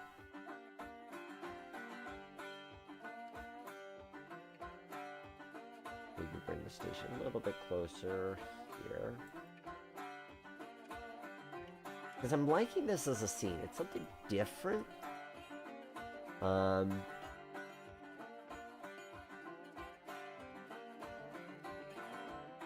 then we have a switch here, which will come off, and then... Oof, interesting question. Can we get it to fit without looking terribly goofy? That's going to be an interesting question indeed. Well, let's first clean up this track work and see what we can do on that front. Mickey, roll layout that you're building, if space wasn't the problem, a flat land switchback would work possibly, as I've heard of shoreline railroad that is connected to the rest of New York. That work? Yeah, possibly. And those are all good. I think I just need to move them a little bit closer to here, there, and then here. Then, almost.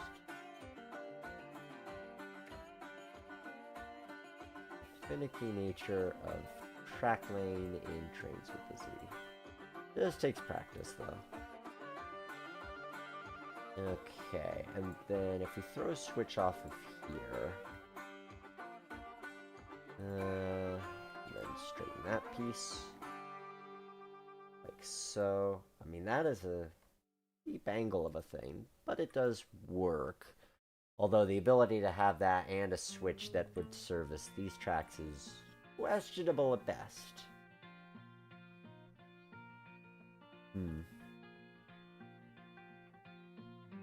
I do feel strongly that this one, I want the cars to be worked, since we're not... I mean, I could just do a repeat of what I did on the last one, but make it rural themed, but... Let's do some theming, just to get me in the mood, inspired. And I have my boundaries laid out, so I'm just going to delete this so that we can see what we're doing. I'm going to put a backdrop in place. And along the back wall here, which will go something like this.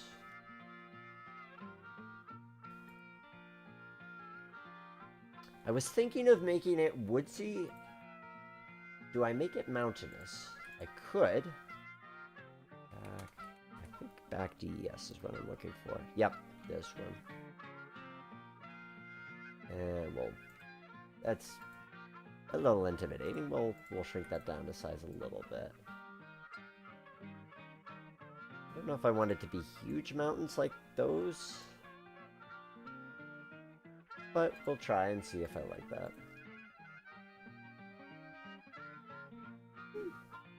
Yeah, that looks good to me. Now, I could just do the same thing. There's a temptation to, but I feel like I want to push myself to do something different with the track arrangement, even though I could just do the same track arrangement with different scenery and different buildings.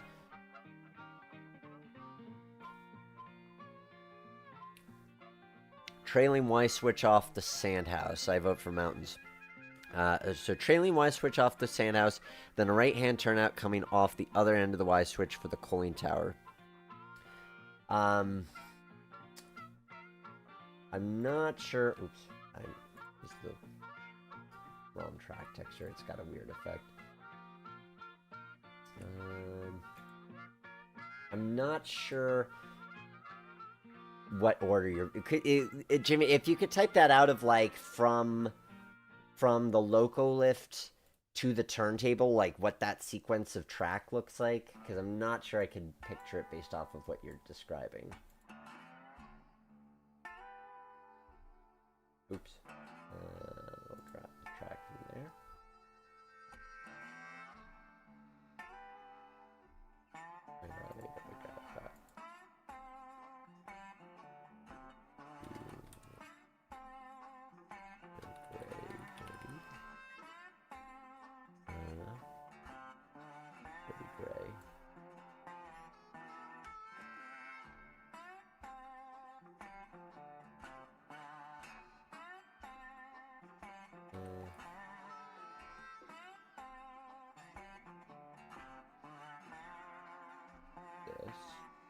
With, I need the right, nope, still not way, the right track, pretty gray ballast, that's the right track, there we go, that's what I was looking for.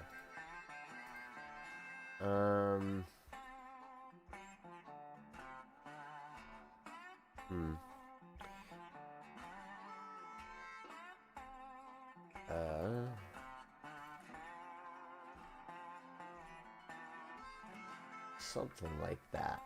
Okay, so we've got the...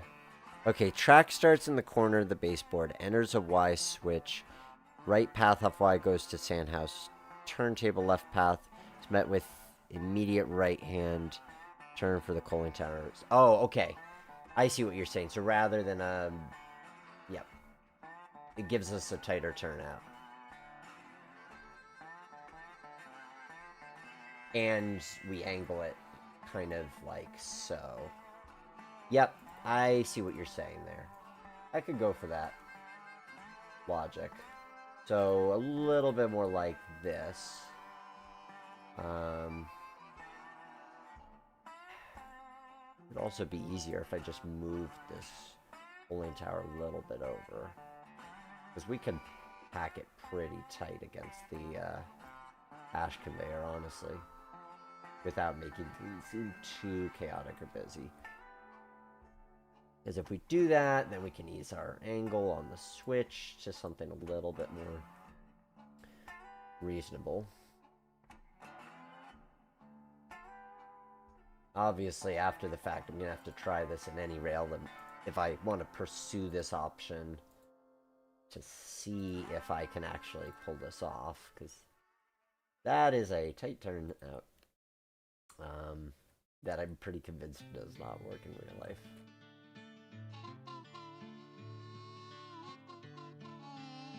But it's an interesting question as to whether or not one could, despite the angle. I mean, if I went with a different arrangement on this ash conveyor, which I could, because if I move the coal tower over here, then the angle of track isn't a problem at all. I can make the switch all the way over here, and we've got the track here. I'm gonna do a bunch of that just to re-straighten my track. So if I straighten that track here, get rid of the ash conveyor here, and I move this into place like so.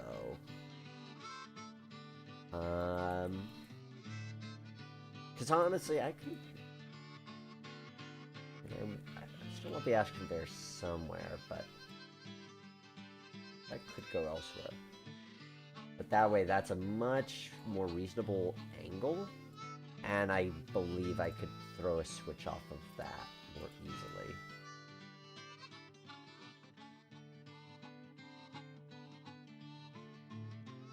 Or as you say, I could do a Y switch. So I do a Y switch and then a straight switch off of that.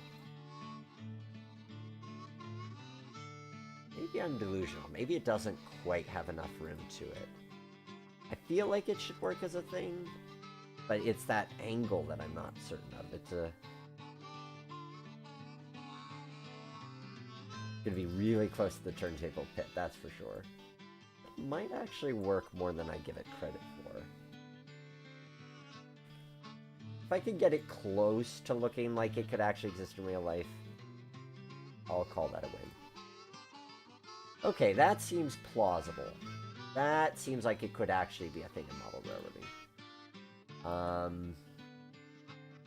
One could always have a little bit of fun with how that track work goes in there. But that seems reasonable. I could get clearance, and obviously I'll have to work with what my actual coal tower footprint is. But I could get it by there. I could put a ash conveyor here.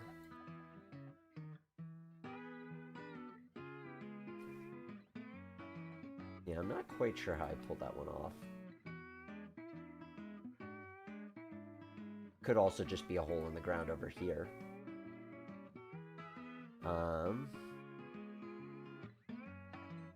Could even have a switch off of there, but that seems too complicated. It's got to be a simple arrangement. I mean, this could just be it. Right here. So, with this arrangement, I mean, it's definitely less busy. But it does give us a bit more of a thing to do, which is... I could also have another switch coming off of here for a runaround track. I mean, that does seem kind of weird, but if we pretend like they meet up over here as well. So let me just delete that so it's not a distraction. It looks like it could be real.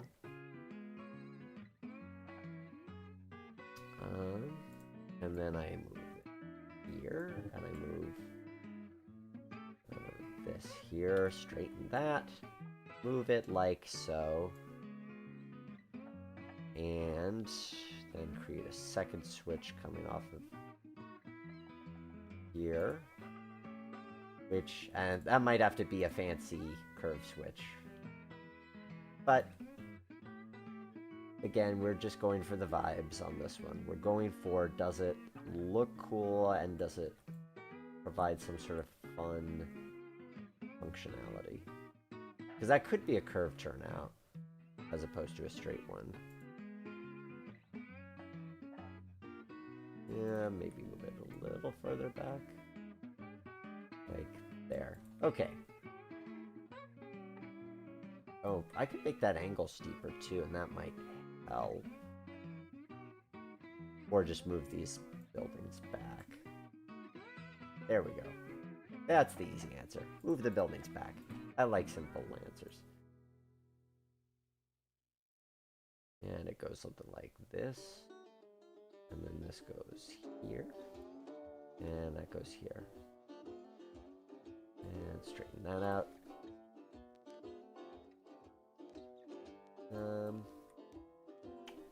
Does look like it could be a thing.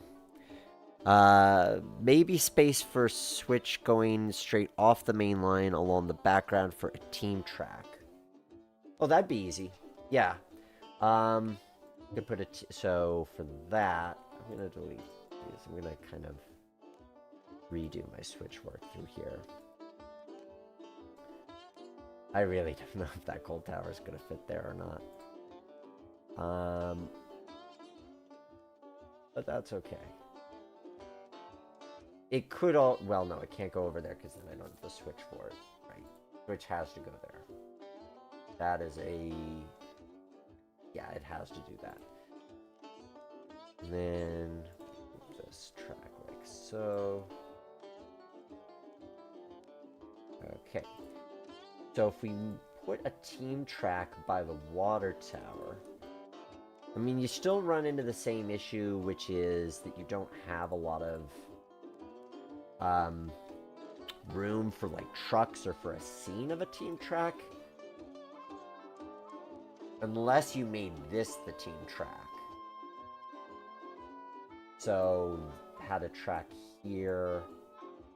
But right next to the engine yard, that, yeah, that hurts credibility a bit.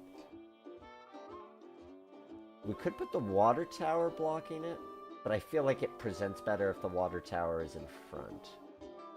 I'm going to leave that there. We'll leave it as such for now. And then, that's one switch. That is... That is...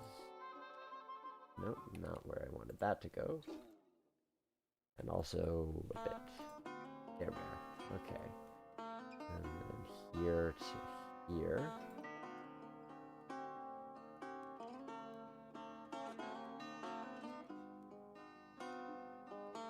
And then we put a third switch like so. Straighten that track up. This could be a team track. Yes, I agree. I like that as a team track.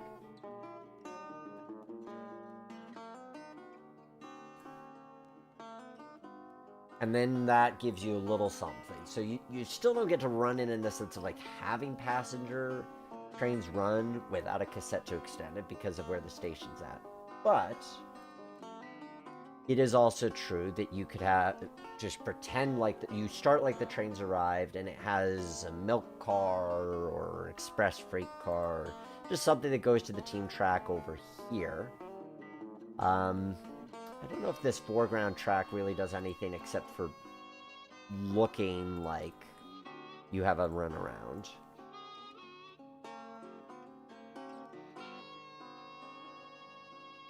A runaround which would also connect into the engine lead here. Which seems plausible. Let me see if I can back this up a little bit. There we go.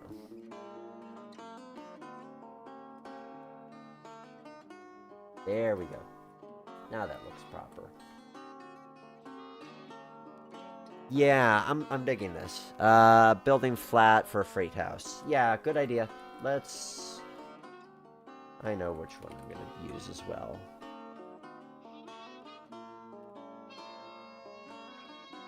A little bit of a sneak peek into what to expect from next month.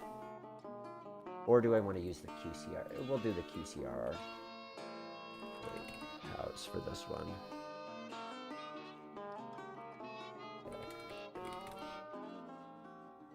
Yes, that one. Okay. So here's our building flat for our freight house.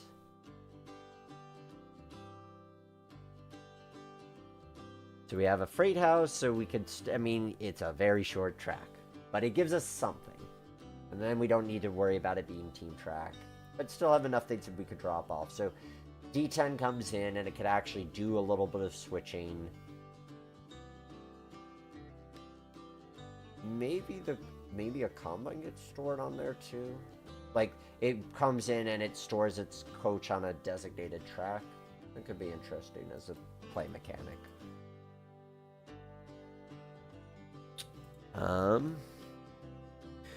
I'm worried access for the coaling tower would only work for engines with small wheelbases. It could be swapped with the sanding tower.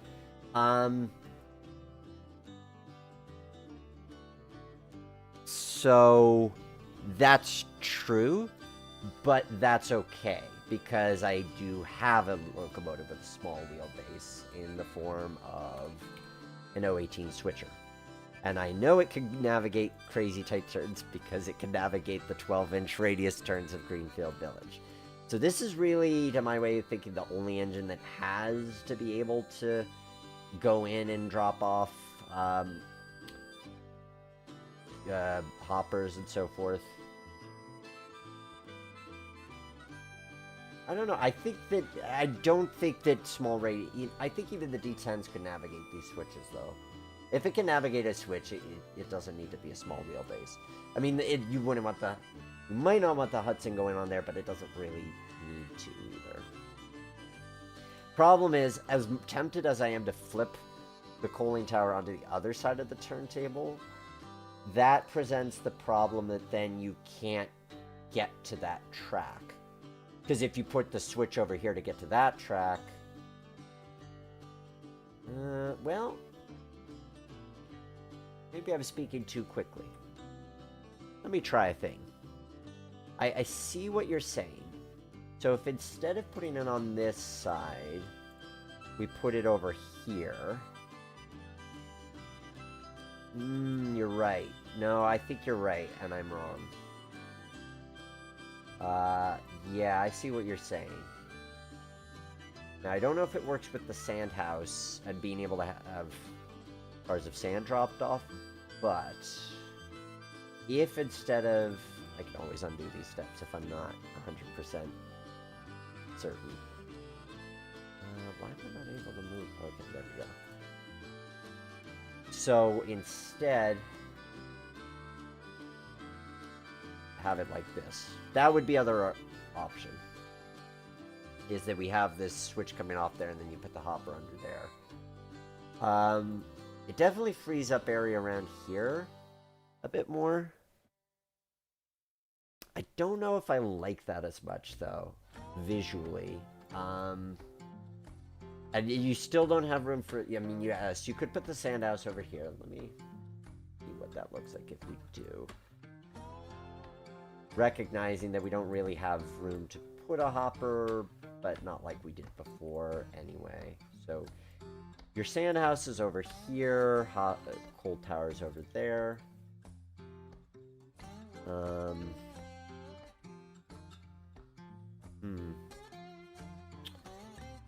Thoughts? Do people...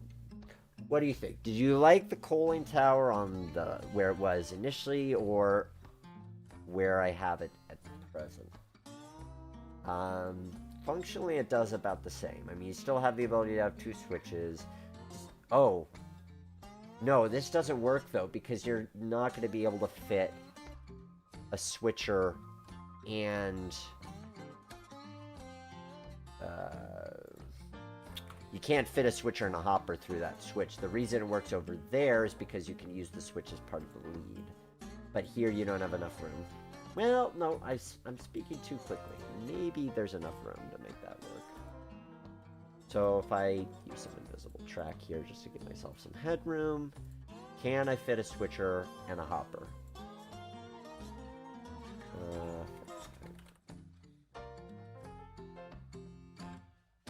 Yes. Okay. That does actually work. I stand corrected. So I can still switch out a car. I I could do that. Now, it's too bad I don't have room for an actual runaround, because if I brought in if a local train comes in here, like so, and it's got our hopper of stuff, along with, let's say, a boxcar. Let's see. What do I have as far as seeing boxcars? Okay, wrong. Oh, no, that'll... Okay. So we have our hopper and our boxcar coming in on this train. How do we get the hopper onto the other end of the locomotive? As of now, we can't because we don't have a runaround. Now, could we fit a runaround if I... We're gonna need a new base map layer. So if I put the base map back in... And I want this one. Okay.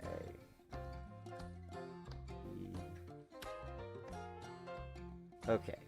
So our area covered is about here.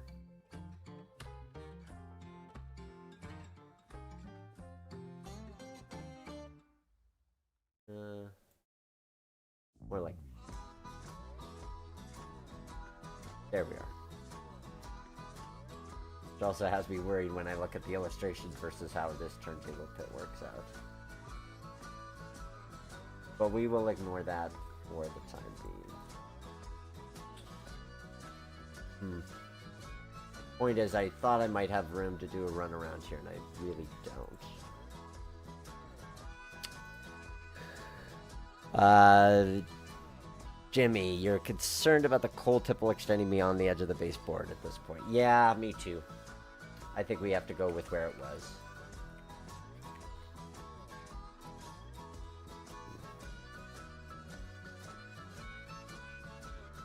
Alright. Let's see if I can undo back to that point. Yes. Okay. Yeah, I think the coal tipple has to go there. I don't know that we have room for both a hopper and a covered hopper as far as the supply for the sand. Unless we made that a supply track. Since it isn't a runaround, it could be a supply track. Could be a supply track, could be where we store the combine for the local train that comes off of there. But I feel like I'm missing having a runaround that I don't have. Crossover next to the water tower, just need enough space to get around one car. You're right. That could be all it needs.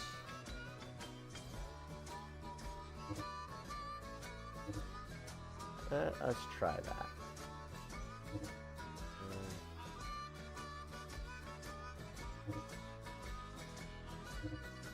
What am I doing wrong?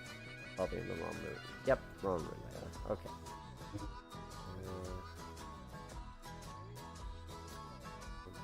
There we go. Something like that. I mean, is it a bit odd to have our crossover in front of the water tower? Yes. Does it still technically work for the sake of space? Yes. And yeah, that gets us around one car. So then you could kind of stage a well, yes, you could stage a train that comes into the scene, and then you pull that train ahead to run around the car. Or something like that. So if we have our box... We have our boxcar, and we have our hopper. Like so.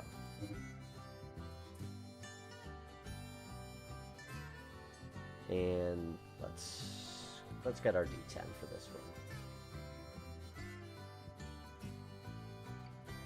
Okay, so we've got our D10 coming in with boxcar and coal hopper on this one.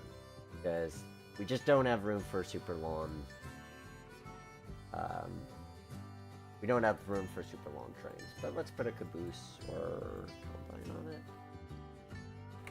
What kind of combines do we have? Not realistic, but we'll use it for the sake of argument. So our mixed train comes in looking something like this, or like this. We can move the passenger car over here, which gets it out of the way. Then you move these cars up. Then you have the ability to drop the boxcar off over here on the team track. Then the steam locomotive has enough room to run around the hopper, and it can take it over to there. Beautiful. Okay, so you can't fit a long train, but it does technically work. So if you want to stage the ability to move some cars around, it does work. I like that. Why not have the runaround on the other side of the track the boxcars on? Because you don't have enough room between the... this is very small space. There isn't enough room for an extra track on this side, if that's what you're talking about. I think that's what you're alluding to.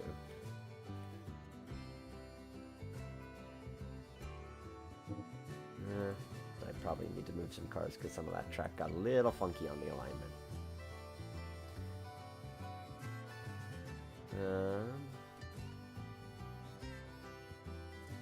Nope, that's right. Okay, let us do some scenicking, because I think that we've accomplished... Is there possibly a way to better perfect this than what we see here? I mean, I do appreciate the suggestion, Katie. Possibly, but this at least works as a track plan. And let's just fully scenic it, and we'll give it the same treatment we gave the other one, for the sake of really being able to decide what direction we're going to go here. So for this one, add some PBR grass. Probably too pretty. Too bright. Yeah, that'll work. That.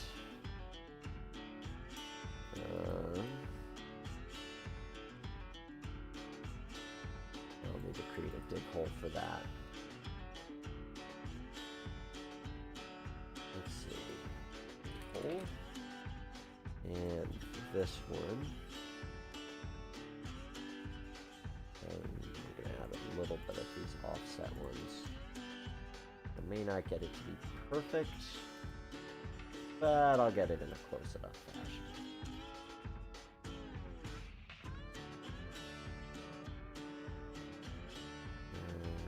Do I have a regular one? Is the question.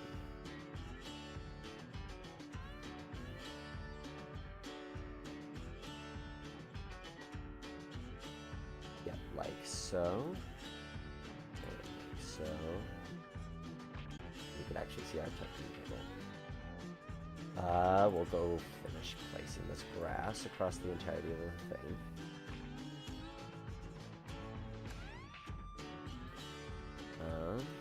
Now I'll do the same thing. Can I do the same thing with the fascia? Yes, I actually can do the same thing, and that'll make that edge even cleaner. What? Oh, I see. It adds all that brown. That's not going to look as nice. But we'll worry about that when we get to that stage of detailing. Great to have you guys along for the ride with building tonight's layout. As a reminder, the layouts that you see created on the live stream do eventually get released on greattrainlayouts.com. Right now, you can download the Minnesota and Northern Relish branch. That's the latest release over there. Will be streamed back in the summer. And if you really want to support the show and get early access to layouts, you could go to patreon.com/theroundhouse. There's a link in the description of the video, and you'll get access to routes a month before they get released publicly. Right now, the Delaware and Hudson Eastbrook branch is available for download. You could get that early before it goes on greattrainlayouts.com. And of course, the other way to support me is if you like what you see in terms of pre-visualization and trying out different ideas, I'd be happy to help you bring your route to life, or your track plan to life. And I do take commissions, so you can find out more about that on greattrainlayouts.com. Katie, you meant the track parallel to the station. Why not flip the runaround to the other side to fill up that blank space left near the coal terminal?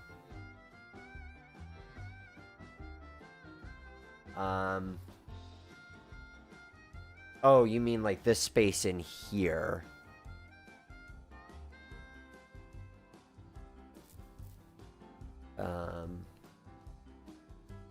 Oh, I see, like putting the station on the inside? So if we did the, yeah, but then the station blocks it. Sorry, I might still not quite be getting what you're alluding to on that particular front.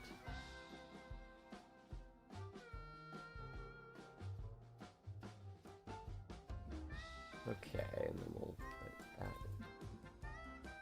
in. And let me take a look at that before I go ahead adding fascia and so forth. Yep, that looks about right. We'll get the fascia added next. Maybe on the fascia layer. And I'm going to go ahead and grab the same stuff that I used over here.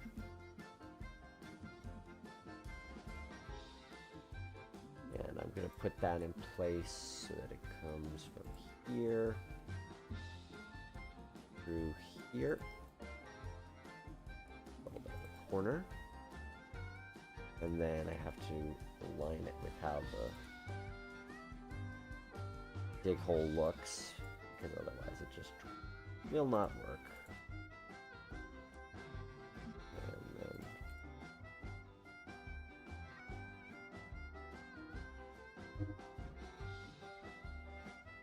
And then put another strip there.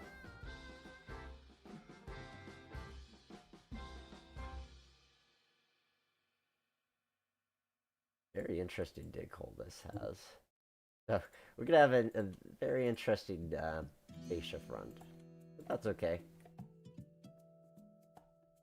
Gives something different, different vibe, different look to this, which is not a bad thing. I think the end result is actually might look really cool, really kind of different. So now we just need to adjust the height on these. Get it to roughly the right height, which is going to be about that. And we'll go ahead and place those at such and such height. And that'll follow the contours of there, and then I can place the dig holes around, and they should just drop in nicely. Oop, that's not adjusting the height. That is adjusting the height. And, oop, not the height of the backdrop.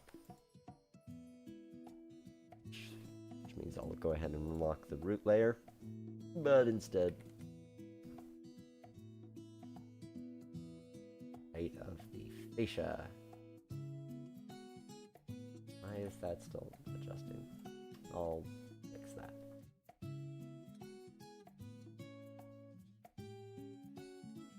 Okay, now we have our fascia in place, and we can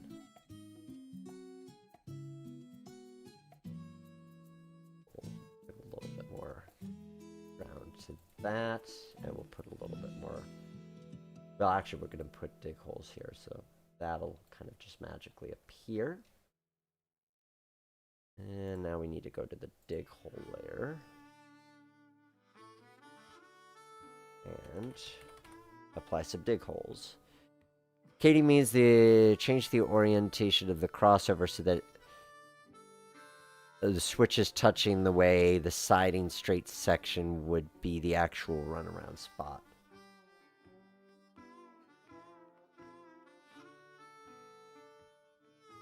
You mean flipping the direction of the crossover switches?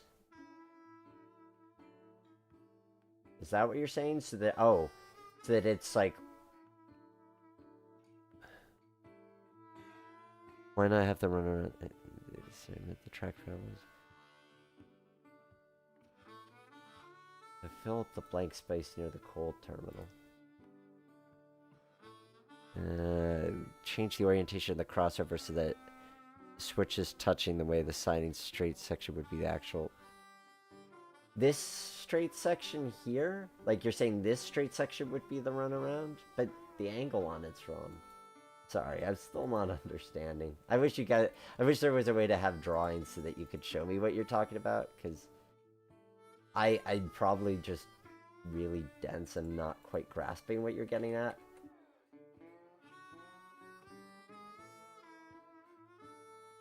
Let's see. There. Yep. And there. And here. And here. Yep. That is exactly the result that I was hoping for with all that complicated fascia placement.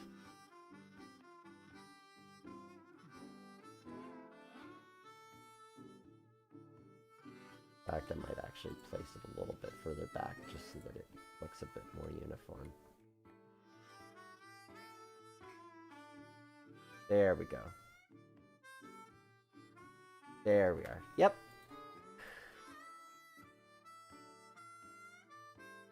I like the fact that we've got the city with its kind of rounded turntable pit, and then we've got the country with its angular one. Provides an interesting study in contrasts. Okay, we'll make the dig hole section a little bit longer and wider. Just to be able to really tell what this is going to look like. Like this. And then... Or here, here, here, here, and here. Okay, and then we'll extend that flooring back, just so we can use that for over here as well. I like being able to compare them side by side. This really will be a true side-by-side comparison. And we'll create another wall. So we're going to lock in that layer, and we're going to go to the walls. Like so. And just place another one of those guys in and move it into position. Like so. And then we'll just drop that in. And I'll clearly need to move the backdrop a little bit. You can actually see it.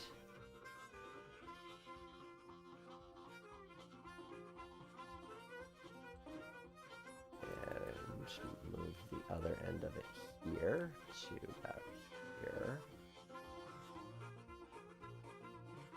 There we go. Huh. And maybe widen the dig holes a little bit more so I could get a little further back to make my final decision on what I think of everything, and we can really do a side-by-side comparison of these.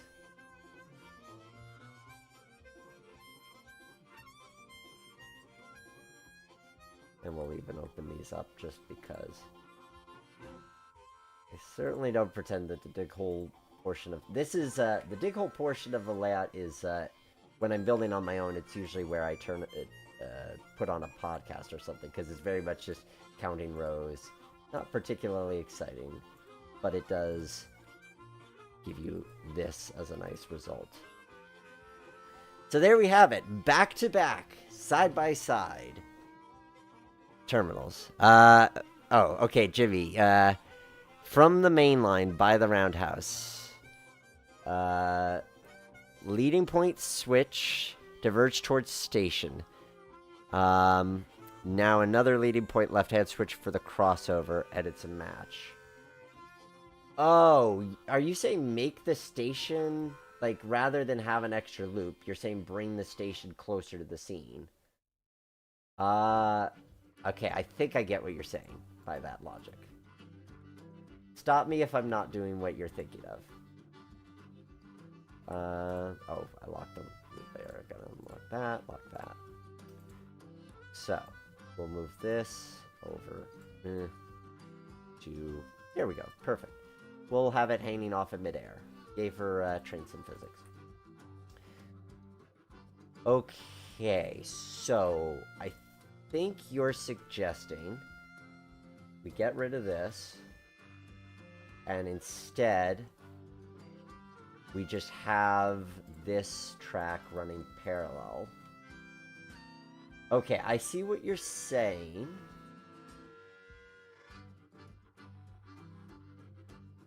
But we can't have it switch here, or else there's going to be no headroom for the switch. So we'll have to run parallel to this track. But that could work. Instead of the crossover matching the direction of the mainline switch, it forms a tiny passive siding within the siding.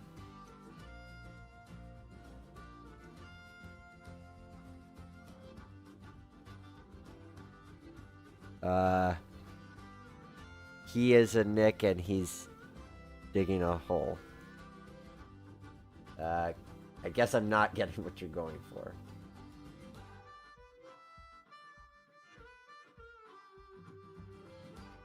But you'd still need a... No. I clearly am not getting this. Jimmy, shoot me a Facebook message. If you could just drop something in MS Paint and shoot me a Facebook message, I'll take a look at it. I think that's going to be a lot easier than me trying to figure out what this all means.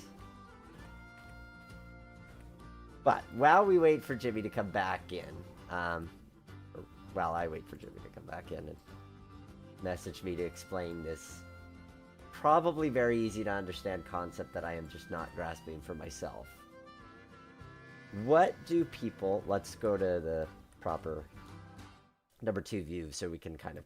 Oh, I need to move the trees as well so that we can actually do those. Because those got hidden again. And that comes here. Because those are a nice tree background. Okay. There we go. So, well, I wait to see if Jimmy could...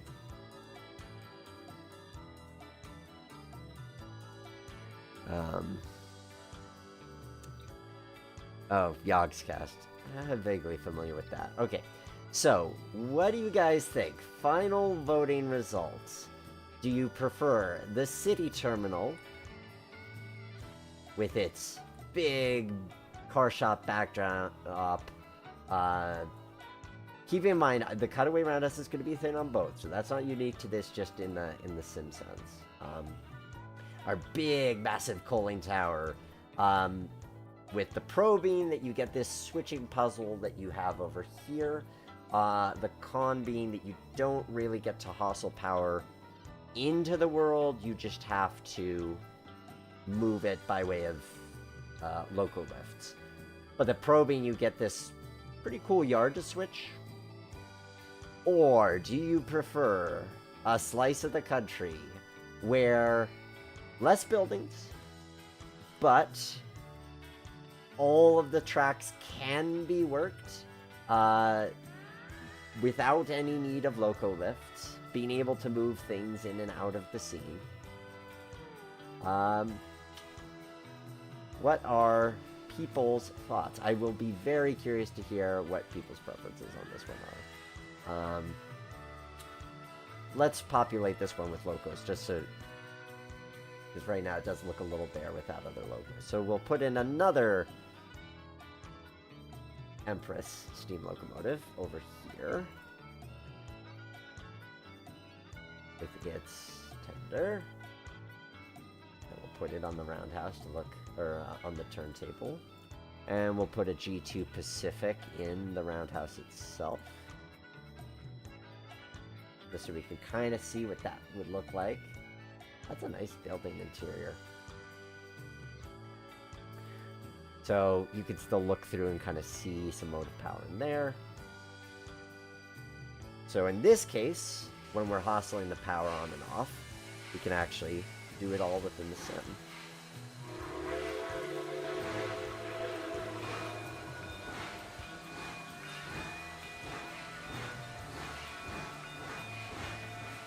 Oh. And I've already derailed. Because I forgot that my track isn't actually physically connected. Let us fix that. Oh, I hear Facebook notifications. You probably just heard them too, so...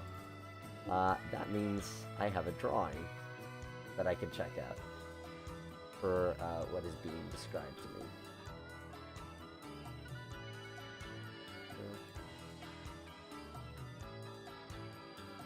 And if I go to this tab here. Okay. Thank you. I see what's being described to me. Okay. That was really... Okay. So, rather than having the switch facing this way, we're just changing the direction of the crossover. I got you now. Sorry it took me so long to understand what you were saying, Katie. Okay, so something akin to this.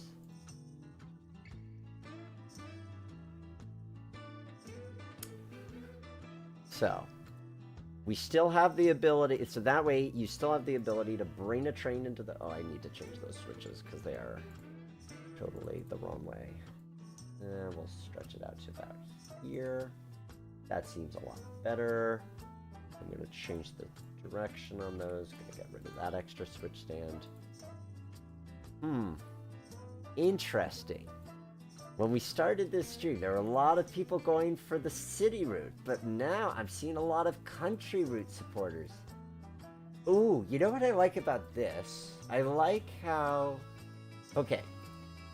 I think that does work. So if you have a train stage that's basically come off the branch line, you bring this in, and then you have...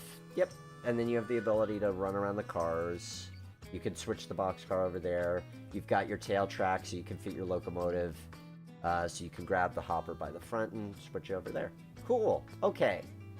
And since we've got loads of time, we'll probably actually play test that out. I'll reinsert the Hudson so that we can have some nice eye candy in the background. Like so. So the Hudson will just sit there, kind of minding its own business on the turntable, and we'll use our little D10. I should renumber this to be the actual one that I have, which is 922? Yeah. Going off of memory on that one. So, 922. I was going to get 926, and then I ended up getting a different one. Okay. So, play testing this out. Here we go. Oh, I should probably change the radius of those switches, because otherwise that's going to be a problem later. So I see... So, Moose Chuck likes the rural route. John likes both, biased more toward rural places in real life. Good to know. I see I've got more viewers in the stream, so come on. I know you guys have a preference out here if you like. I'll show them off once more before I go back into playing on the rural one. But we've got the city route, and we've got the country route. You know, I do think I made it a close race, though, if I do say so myself, because I was initially thinking the city route was going to take it hands down. Like, I was really happy with that, and now I see what... Oh, I need to change this switch radii thing. But I'm really happy with how the country routes come out, too. That makes me quite happy.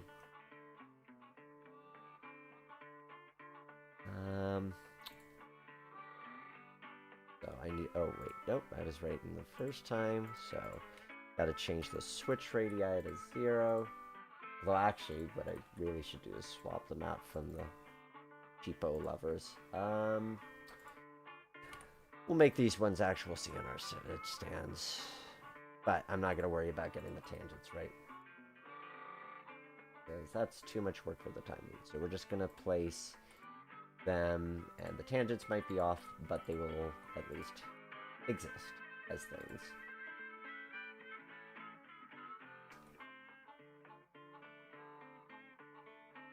Okay, and nope, I need to change the switch radii, and then we'll be good to go. I have a feeling that folks want me to play with the 2816 model, so even though it's ludicrously too big for a local and switching, do I still play? Well, I could still play with it for the sake of actually bringing it out onto the main line. Maybe that's what we'll do. We'll get the local stuff sorted, and then we'll bring it out onto the main line. I like that as an idea. We'll put it back into here for now, and then we'll go get it a bit later. And then we're going to increase the switch tangents to 0, just so that I don't worry about running out of room when I needed to make my moves. I'm going to place in a little bit of invisible track here, just so that I don't accidentally run off the layout as well. And there we go. Time to play.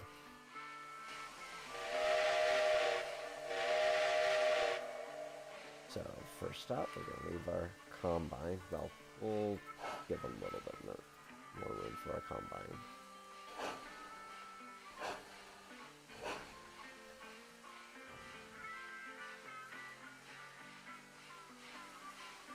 Oh, and it's waiting because it's making a station stop. Let's see what else people said. I love Canadian Pacific, but the country feels more like home. Country Boy for Jimmy Lambert. Dakota plays Have to Go with Country Route. Matthew Harris, you have not... well, you've missed the route building, but now we're going to get to play with the product of the Country Route. Did they get me good with the D10? Yes, they got me so good that I had to get 2. So, yes, they got me very good. Which is part of why I've leaned toward the idea of a country route, is because, yes, I'll have a fair bit of mainline power, but I'm also going to have a fair bit of branch line power. Especially when they finally do those G5s, which were next in line, and now might not be next in line. I don't know. And yes, I think the 2816 is still going to look nice here. We're going to play with that in a little bit. Oh, I just realized I'm bringing in a hopper and it's completely empty. Let's fix that. So we're going to load that up with... oh, because now it's actually loaded.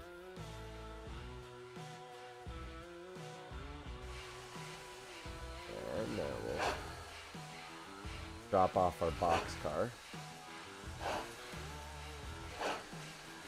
And the beauty of things is that even if we were staging an outbound run, we could still we could pull the combine out, run around it, and kind of set things up coming the other way, which I like.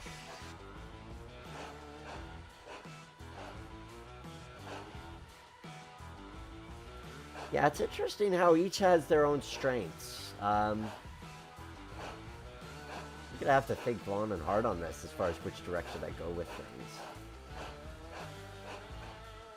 Because in real life, I can't build both. I do have to kind of choose one direction and stick with that.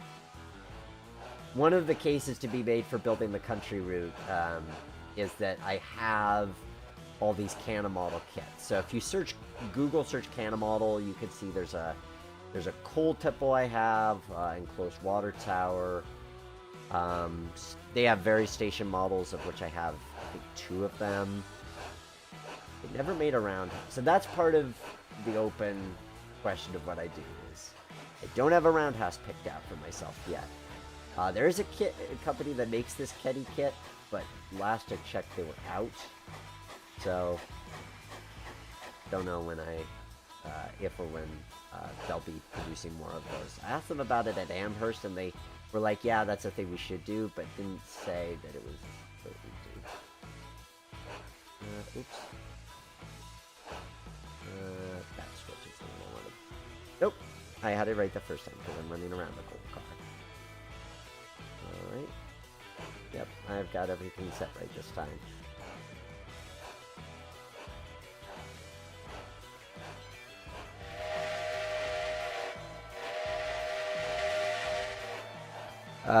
Mickey Allen, I see this rural terminal as part of the bigger model train layout with a bit more space of industries added, a few places, sawmills, small factory or two, maybe fuel builders. Yeah, well, my long-term plan is absolutely to, I want something bigger. And I see what I do as like a Canadian branch line more so than a main line. Much as I liked Orford and what we learned through building that with doing a city terminal, I kind of lean toward doing a rural thing. I like the idea of being able to model the middle of nowhere. Not the middle of nowhere, but kind of locations that aren't era specific, so that way I can kind of I could run different power. Once you lock yourself, like this is so obviously steam era, but if you're going through fields, or small towns where you could swap out the cars on the streets, you could really play with the eras a fair bit. And that does have some advantages to it. Okay. For that one, and that one's set the right way. We'll come down to track level.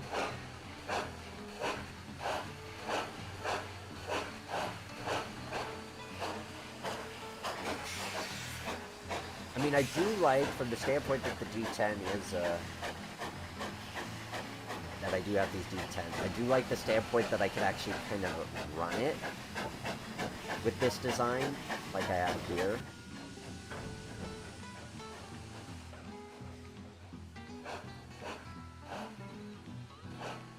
Yeah, there's not a lot of good, because I'd love to build a roundhouse that's a kit, as opposed to a having to scratch build something.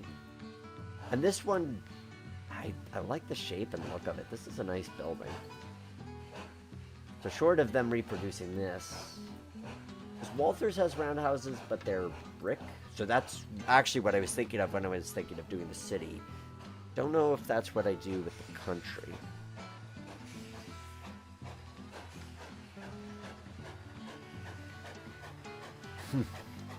Yes, why'd you bring me an empty hopper? I just follow the wave bills? Yep, pretty much. Oh, I also have a sandhouse building. So there's that, too.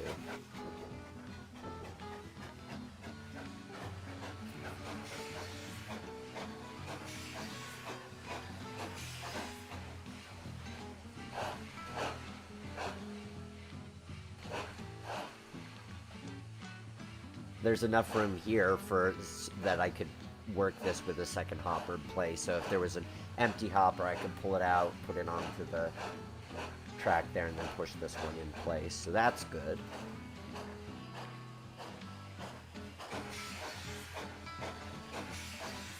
I think part of what's going to be key is I'm going to have to actually mock this up on any rail and make sure that everything actually works with actual switches.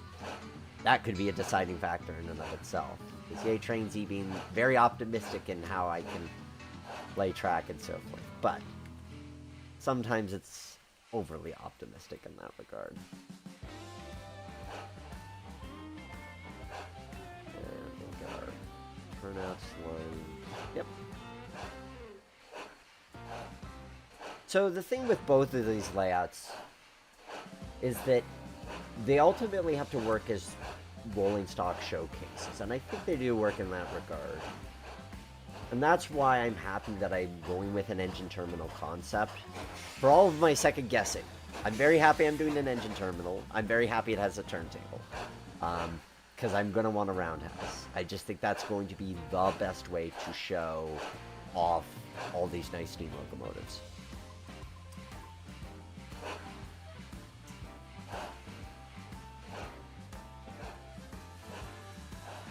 so now we'll bring it into the roundhouse.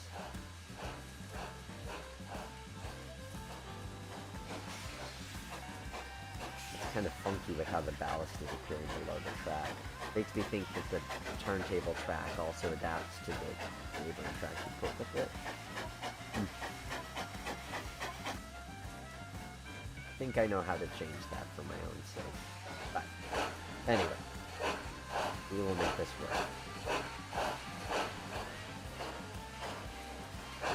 And we'll put this on track. Well, we could just pull straight ahead, but then we don't have the fun of running the turntable. So we're going to run the turntable.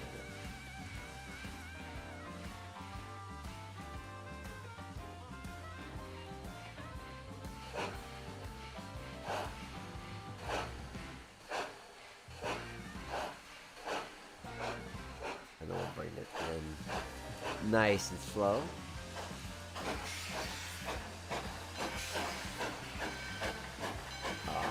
If only we could get such views in model rarity. I mean, you could get such a view, but if only it could feel as big as it does on the Trainz Simulator.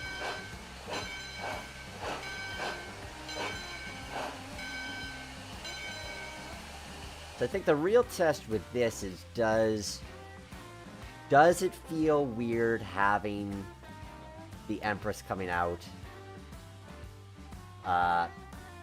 when it's a more rural station? My hope is no. Ooh, that's a creative track line there. We'll ignore that. We'll look at it from the good angle of things. I could always polish that up later.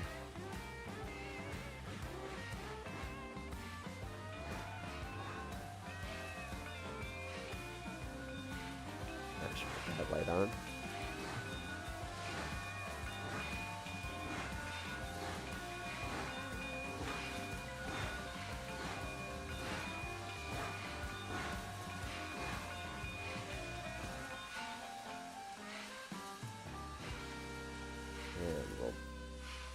We'll give it a full spin. Why not? We can properly appreciate it that way. Click it a bunch of times to just make sure it's going to do its own thing. I wish you could just set one of the various shortcomings of Trainz is I wish you could just tell it which track you want to go to, so you don't have to click it 20 times over. So you could just appreciate it going around. Oh, that is such a nice locomotive. One of my favorite steam engines. Not number one. One of my favorite. That is a gorgeous engine. And Ace, who's building it, is doing such a tremendous job with it. Yep, sure enough. Stuck in the middle. Mickey, I was seeing your rural terminal as a smaller version of the Bryson Yard and Railroader game. I was thinking about this rural terminal to expand it. Yeah, it does make me think of Bryson from Railroader. I think that's a good comparison, because Bryson in that game, I mean, you could run anything through it. I mean, that's a game where you're running anything from, oh, past it.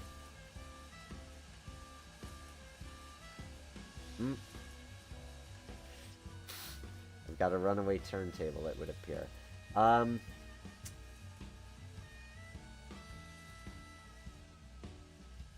Okay, where is it? Okay, there it actually stops. Where it stops, nobody knows. Yeah, Railroader, you've got big Emmas, so the 484s, and they do not look out of place in Bryson. So that is a very good point. That you can have mainline steam going through rural locomotive terminals, and it still kind of works.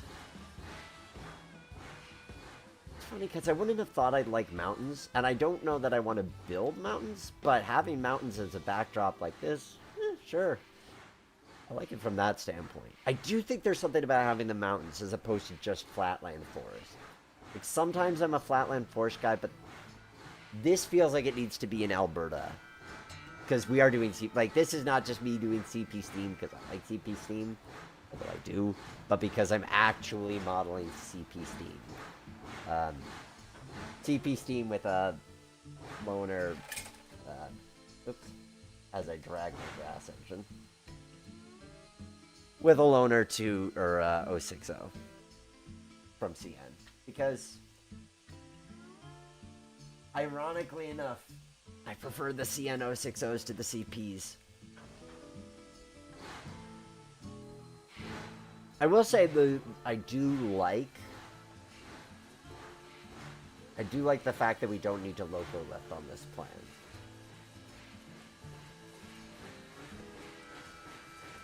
Oops. And there I go picking up the coal hopper that I just dropped off. I mean, these were used for freight, so it's not impossible, but we're going to keep it to a passenger run.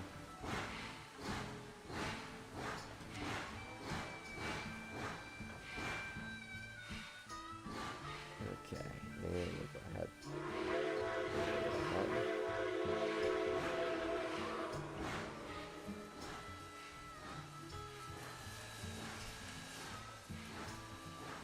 I see requests to play with this on a longer route.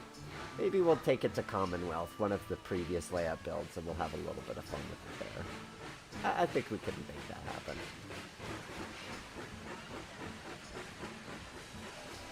But I should try to be playing with this as I would in real life, which is to say all the way back here. And it does give you more to do. I think part of my concern when I was coming into the rural one is also that just making everything too condensed and too convenient. But this is working for me.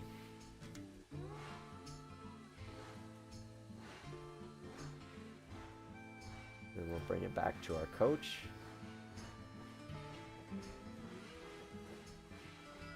It does give you more to run, that's for sure. It's tough, because I really like the concrete, I do like the concrete tower from the city. But I just don't know that A, it makes sense in the country, and B, maybe we could try it. That is what this is about, in part. We could try fitting it, but I also feel like the other challenge with it is that it's just going to look kind of goofy and too large. I don't know. Well, we've got our train coupled up, so let's try that, just to experiment and see. Hypothetically, I want to... Oh, I'm going to need to get rid of a hopper. Move that over there for now. So if I delete this, and I just link up those pieces of track.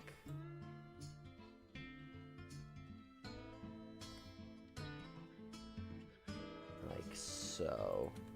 And I put a coal tipple because I really want a coal tipple. Or I put a concrete coal tipple because I really want a concrete coal tipple. Or let's use the CNO one because that's going to make more sense.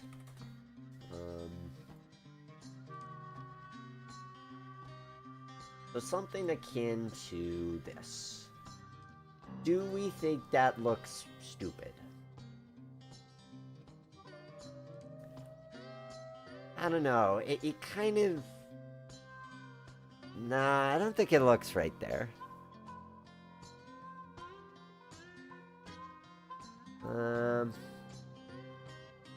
I mean, it's not entirely unrealistic. Yeah, it doesn't hit the same. I don't think it looks quite right.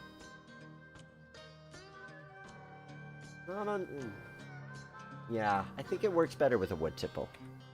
I do think it does. So if we go back to the wood tipple... Yeah, yep. Yeah, it really needs to be a wood tipple. I like the uniformity of having the wood buildings here. Like, I think there's a nice study in contrast between concrete and the steel and the brick of the city, with everything just being wood over here.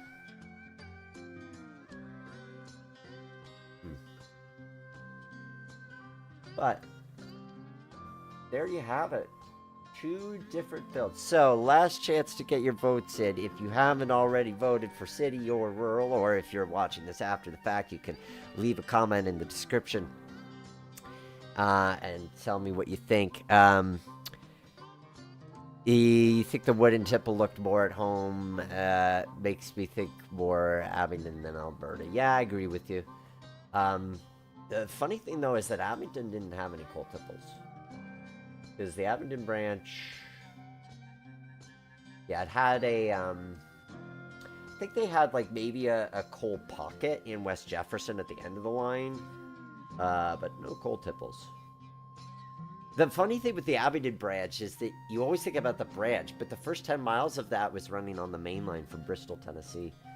So, kind of a funny contrast of things. But, yeah.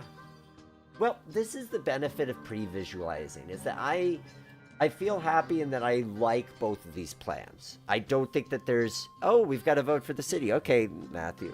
So I don't think that there's a right or a wrong answer. At the end of the day, it's going to be, what do I feel like is the way to go? I'm really going to have to think hard about that.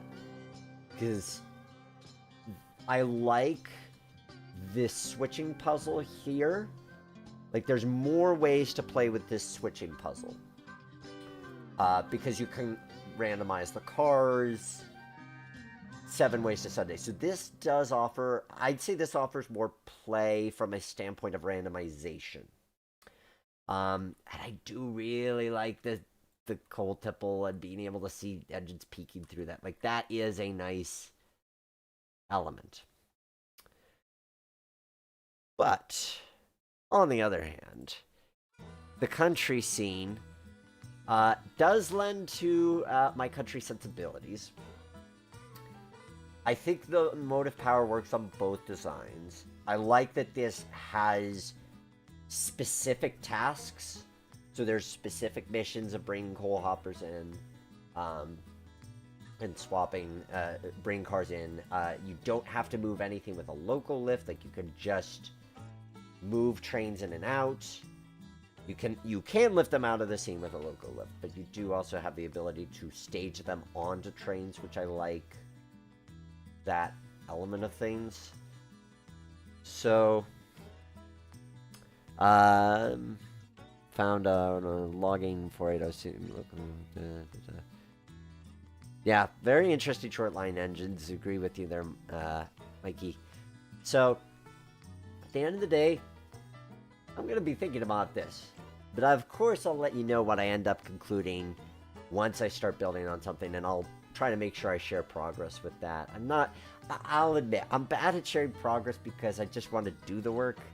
I don't necessarily think to, and I don't know what your guys' interest is in terms of seeing the progress on my various layouts. Like, if you want me to show you Greenfield Village, which I've done tons with since you last saw it. I did finish a crane. I did finish a Tichy crane kit. That was a lot of work. And I'm working on an unrelated caboose project, but I want to get back there. I just bought speaking of wooden coaling towers, I just bought a wooden coaling tower for Greenfield Village. So if you're interested in updates on that, let me know what you'd like to see. But I'll certainly let you know what I end up deciding as far as what direction I'm going to go for city or country on mine. But we'll get a nice view of both. We'll get a equilateral view, so it's like side by side, city, country. Let me know if you're watching this on repeat what you want. What you think I should be going with, or what you would go with. Until then, I want to again thank tonight's sponsor, CMR Products. Again, those TabTech base modules, which I'm going to build this layout on, are great. They were so kind to be able to do custom, including cutting the pit for the turntable. Like, yay for not having to cut a turntable pit. That's so nice. And I'm just going to be able to get to wiring and laying track as soon as I decide what I'm going to do. But that's the fun of model railroading. And that's the great thing about pre-visualization, is you have the same space, but you can try different ways of approaching it. So, with that said, thank you to CMR Products. Thank you for watching tonight. It's been great to have you along. Tune in next month.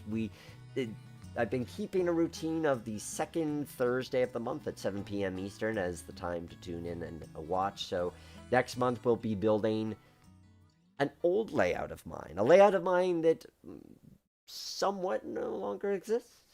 New York short line. That's likely going to be next month's build, unless something changes. But that's something to look forward to.